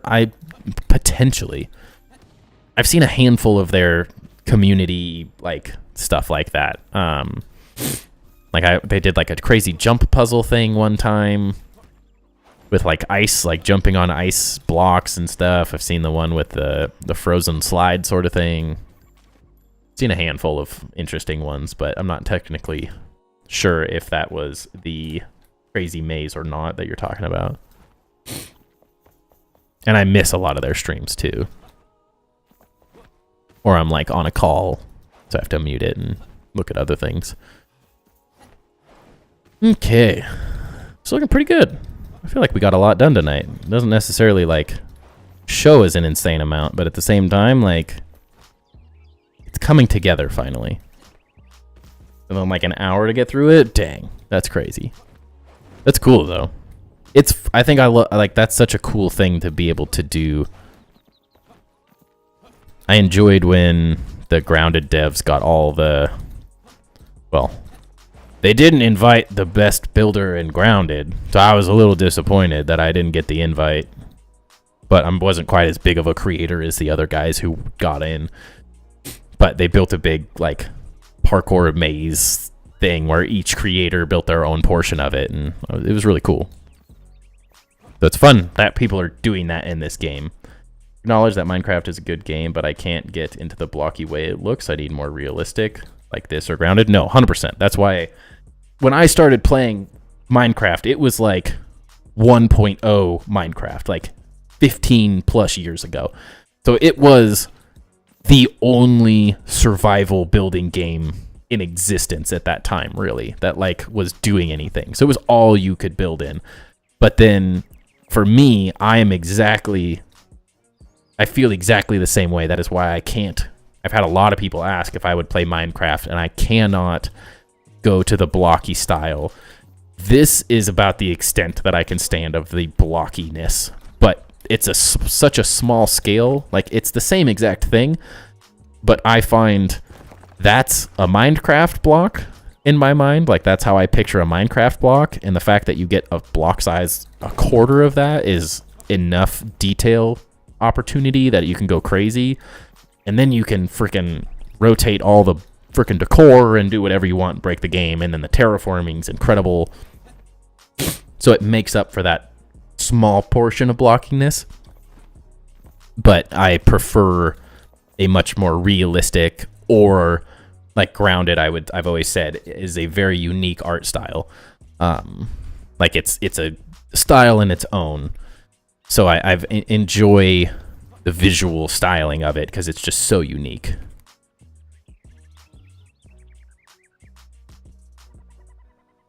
You played in 2018? Yeah, I'm pretty sure I played the first time in like 2010. Yeah, it probably would have been around 2010. It was like, it may have still been in like alpha or beta or something like that. Like it was early, very, very early on.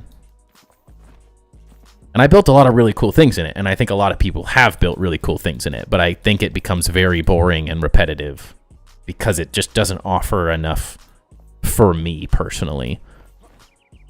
I enjoy a slightly more realistic feel, or at least if it's Grounded, it's a more like unique building vibe.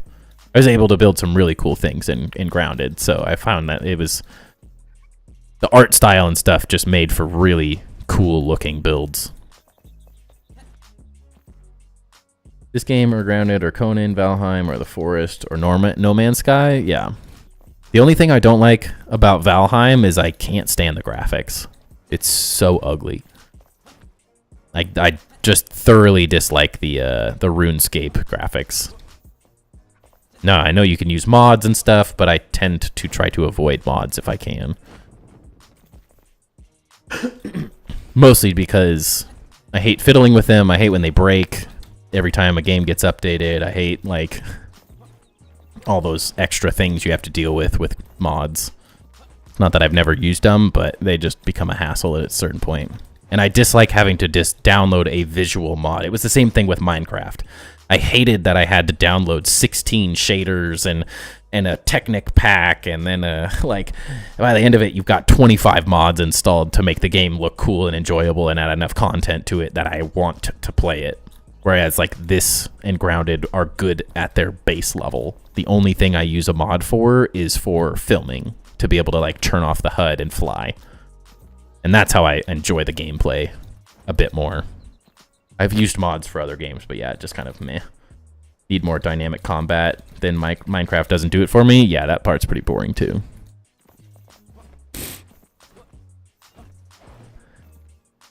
I just enjoy the more unique styling and stuff. The only thing I wish other games would do that Minecraft does is the unlimitedness of Minecraft. The fact that people have been making content on Minecraft for the last 15 plus years and they can keep doing it for the rest of forever, I think is a really cool thing. Outside of that, though, I dislike the rest of it at this point. Enshrouded to me just feels like the adult version of Minecraft. Took them like an hour. Oh wait, I do want to build a gliding time track someday in Enshrouded. That'd be really cool. Valheim is like Rocky Dennis, while Enshrouded is like Carmen Electra. You're not wrong. You're definitely not wrong. Definitely more polished.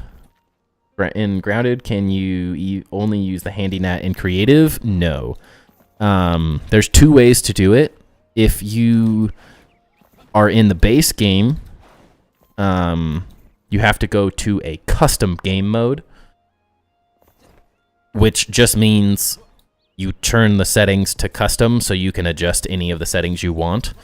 The only thing that does is it turns off achievements. So for your average achievement hunter, I think a lot of people didn't like that, but once you get to New Game +1, you automatically get the handy nat. So you essentially have to beat the game one time, and then you unlock the handy nat for good. Or you can just go into custom settings and go crazy. But the nice thing is you don't have to be in creative to do it. I hate using mods. It drove me crazy when an update came out and broke all the mods. Yeah, that's my only problem with mods, really. It just becomes that more of a hassle than it's worth most of the time because I hate when they break. It's one thing in a game that's no longer being touched and updated and everything is what it is and you don't have to worry about it, but the vast majority of games that have mods like that are just always being updated in some way. So it gets really annoying. It becomes more of a hassle than it's worth most of the time. Although Valheim's a really interesting, cool game. Like, I just didn't like that I had to enjoy the visuals and the aesthetics of it. I had to download a mod pack to get different shaders and different textures and stuff to look the way I want it. Whereas this game looks incredible as is. Grounded looked incredible as is. Some people really enjoy the Valheim styling and stuff. That's just not my personal preference. You played Ark. Devs are neglectful, but there's nothing else like it. I've played like a very small amount. Not enough to know enough about it. But in terms of what I've heard recently, the neglectful part is what I've heard a lot of. So dope. And I just picture what I'm excited about is picturing this going up the hill and then this all glowing. Oh, it's going to look so good. I think that's part of what I'm probably going to be doing off stream. Just because I'm using this, like I made my little stop motion, as I've probably said 500 times now. Made my little stop motion of this stuff growing, and so it'll grow and take over there, and then I'll probably do... Whoa, that was weird. Some more stop motion stuff of it like growing and taking over the island as well. But I can't really do the island part until we have a little bit more of the terraforming finished. It's pretty close though. Like it's essentially visually there to the point where I could probably do it. But I want to add in some different landscaping of some kind. I want it to have just a little more contrast. I think we'll get there with the blue. I think that will help as well. But it does need to feel maybe a little bit more. You had to choose between Minecraft or Valheim? Oh, Valheim, for sure.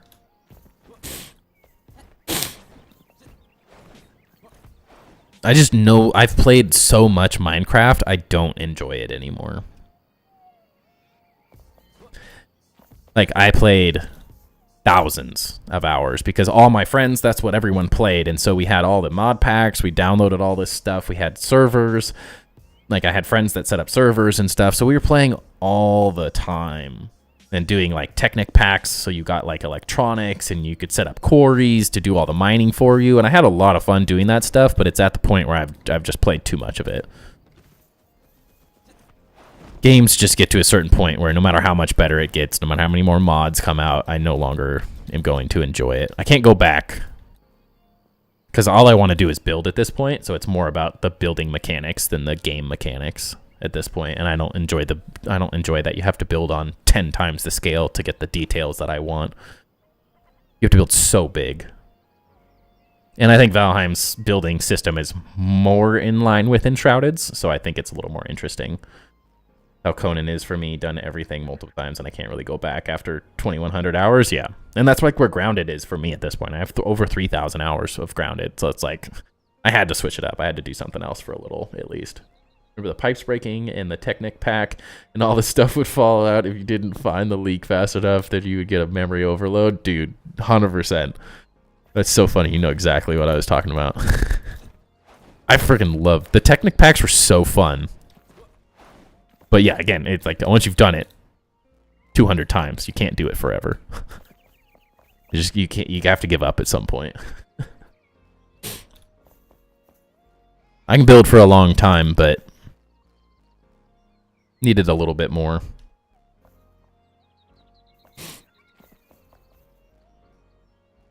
And I would have played more games like Conan and Valheim and all that stuff, but I got so focused on Grounded content for 2 years that like there just wasn't time for other games. In a perfect world, I would stream 5 days a week, and I would stream the first 3 or so hours playing like my main game, like Enshrouded or like Grounded, whatever it was at the time. Subnautica 2 when that comes out, whatever it is. And then we have sort of our consistent game that's always played. And then the second half of stream for 2 or 3 hours, I would play a different game that I've never played before. And I would love to make like, my idea would be like 100 days content. But like I spent 100 days building in this game and see how much I could build in that game, playing it 100 days. And then we'll play another game for 100 days and another game for 100 days and have it be this like secondary thing where we always are building and growing this one world, but then we also get to play some other stuff too. But I just don't have the time to explore multiple games and try to make content on it because everything, and this is 600 hours and I have like nothing built.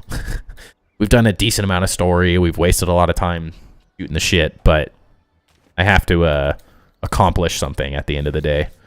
And it's really hard to do when you're playing 5 different games.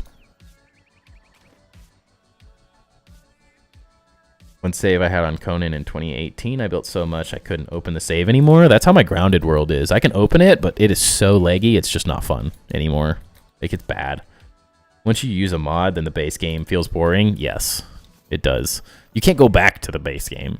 Like, once you played a Technic pack and all those things, you can't go back. Once you get a cool visual mod, like, you can't go back to playing the normal one. It's just impossible. It just feels wrong. And I don't dislike the ability to have, like, communities that do modding and stuff. Like, if they did mod support in this game long term, if it allowed me to keep playing and keeping the game interesting, I would use mods. But I like to avoid them for as long as I can. Like, there's someone working on a Grounded mod. If it added more base building type stuff, I'd play the Grounded mod.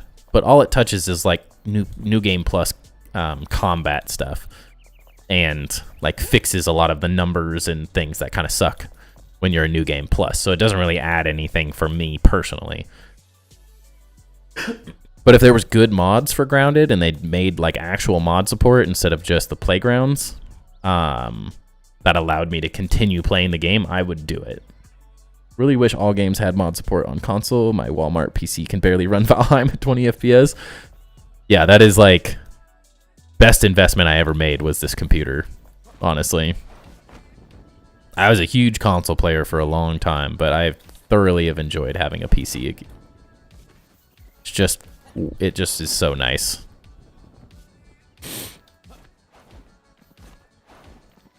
But they're more of a pain compared to other things. Consoles are just plug and play, which is nice. PCs do not work the same. You got to know a little bit more about it. Or you have to spend a lot of money for someone else to fix things when it goes wrong or upgrade things. That sun go like just a little higher so I can actually see? I think once we get some contrast in here, this is going to look really interesting. I definitely... got the HUD off. Need to sort of taper this back end in. Feels too much like that's part of the mountain, but the rest, like, this feels like it's floating. The rest doesn't quite do it. Really don't want to play with mouse and key. I much prefer controller. I was like that for a long time, because, I mean, I grew up playing COD, Halo, like, I was controller all the way every day. And then I got a PC, got into like League of Legends because some of my friends played it, and then got into Valorant and CSGO with friends. And like the skill cap, the ceiling for how good you can be is so much higher once you get good with mouse and keyboard. And so I really enjoyed especially like in Grounded, like I found the game extremely difficult on a controller. Whereas being able, like I have a mouse that has all my buttons like mapped to it, so I can press any button that's like a useful button I need, like anytime. It's just easy. For me, I like that customization option, and I want to play the game in the more comfortable way. So I enjoy mouse and keyboard now versus a controller. But I know a lot of people play on controller. And there's some games that I do prefer controller. Yeah, you play with a controller on PC? Yeah. So does Luderav. He also plays with a controller on PC. I just have gotten so used to it because I use it so much now that I really like it. Yeah, we definitely need to find a way to maybe, like... I guess it might just be enough to do this. I'm going to have to mess with the luminescent growth. Really get an idea of if I need more contrast or not. Hard to tell. The lighting will help. I'm definitely going to put lighting like down in here some way. I just don't know how yet, but I'm going to like hide it and hope that it kind of lights everything up. I think that will make a big difference.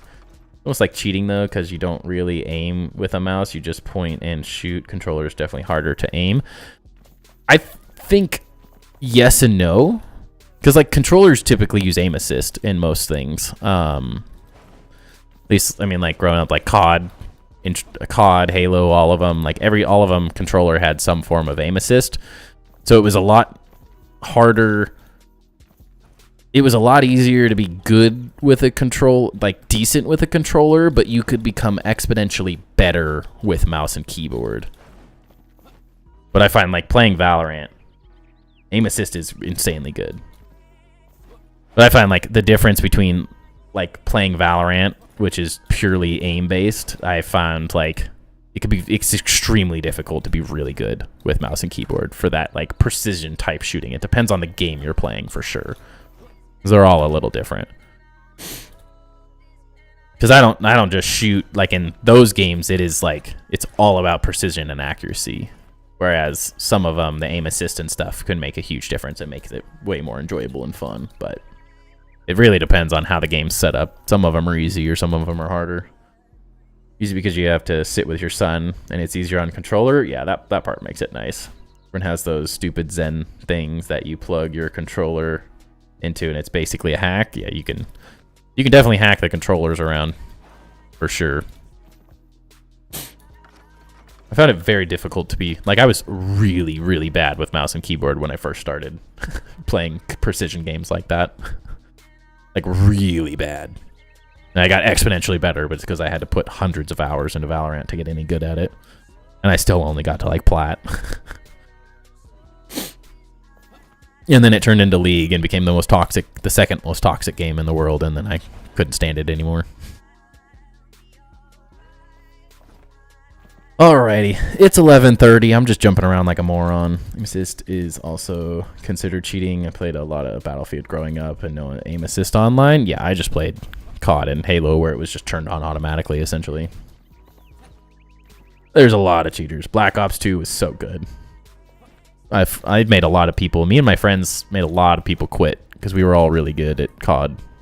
So our lobbies, we would destroy people. Mouse just gives you a higher quality sensitivity. It's crazy how fast you can get with a mouse. Yeah. You can get exponentially better in the long run with a mouse and keyboard, I think. Because the precision is a lot better. But at the end of the day, it's all preference, so... I can say one thing. I mean, there's a guy that plays Valorant on a touchpad. And he uses, like, literally like an iPad. With a little pen sort of scroll thing. And that's how he plays. And he's incredibly good. And so, you know, to each their own. It's the only way it goes. Everyone has preferences. But yeah, it's 11:30. I'm going to call it here. I appreciate you guys hanging out. It was a great night.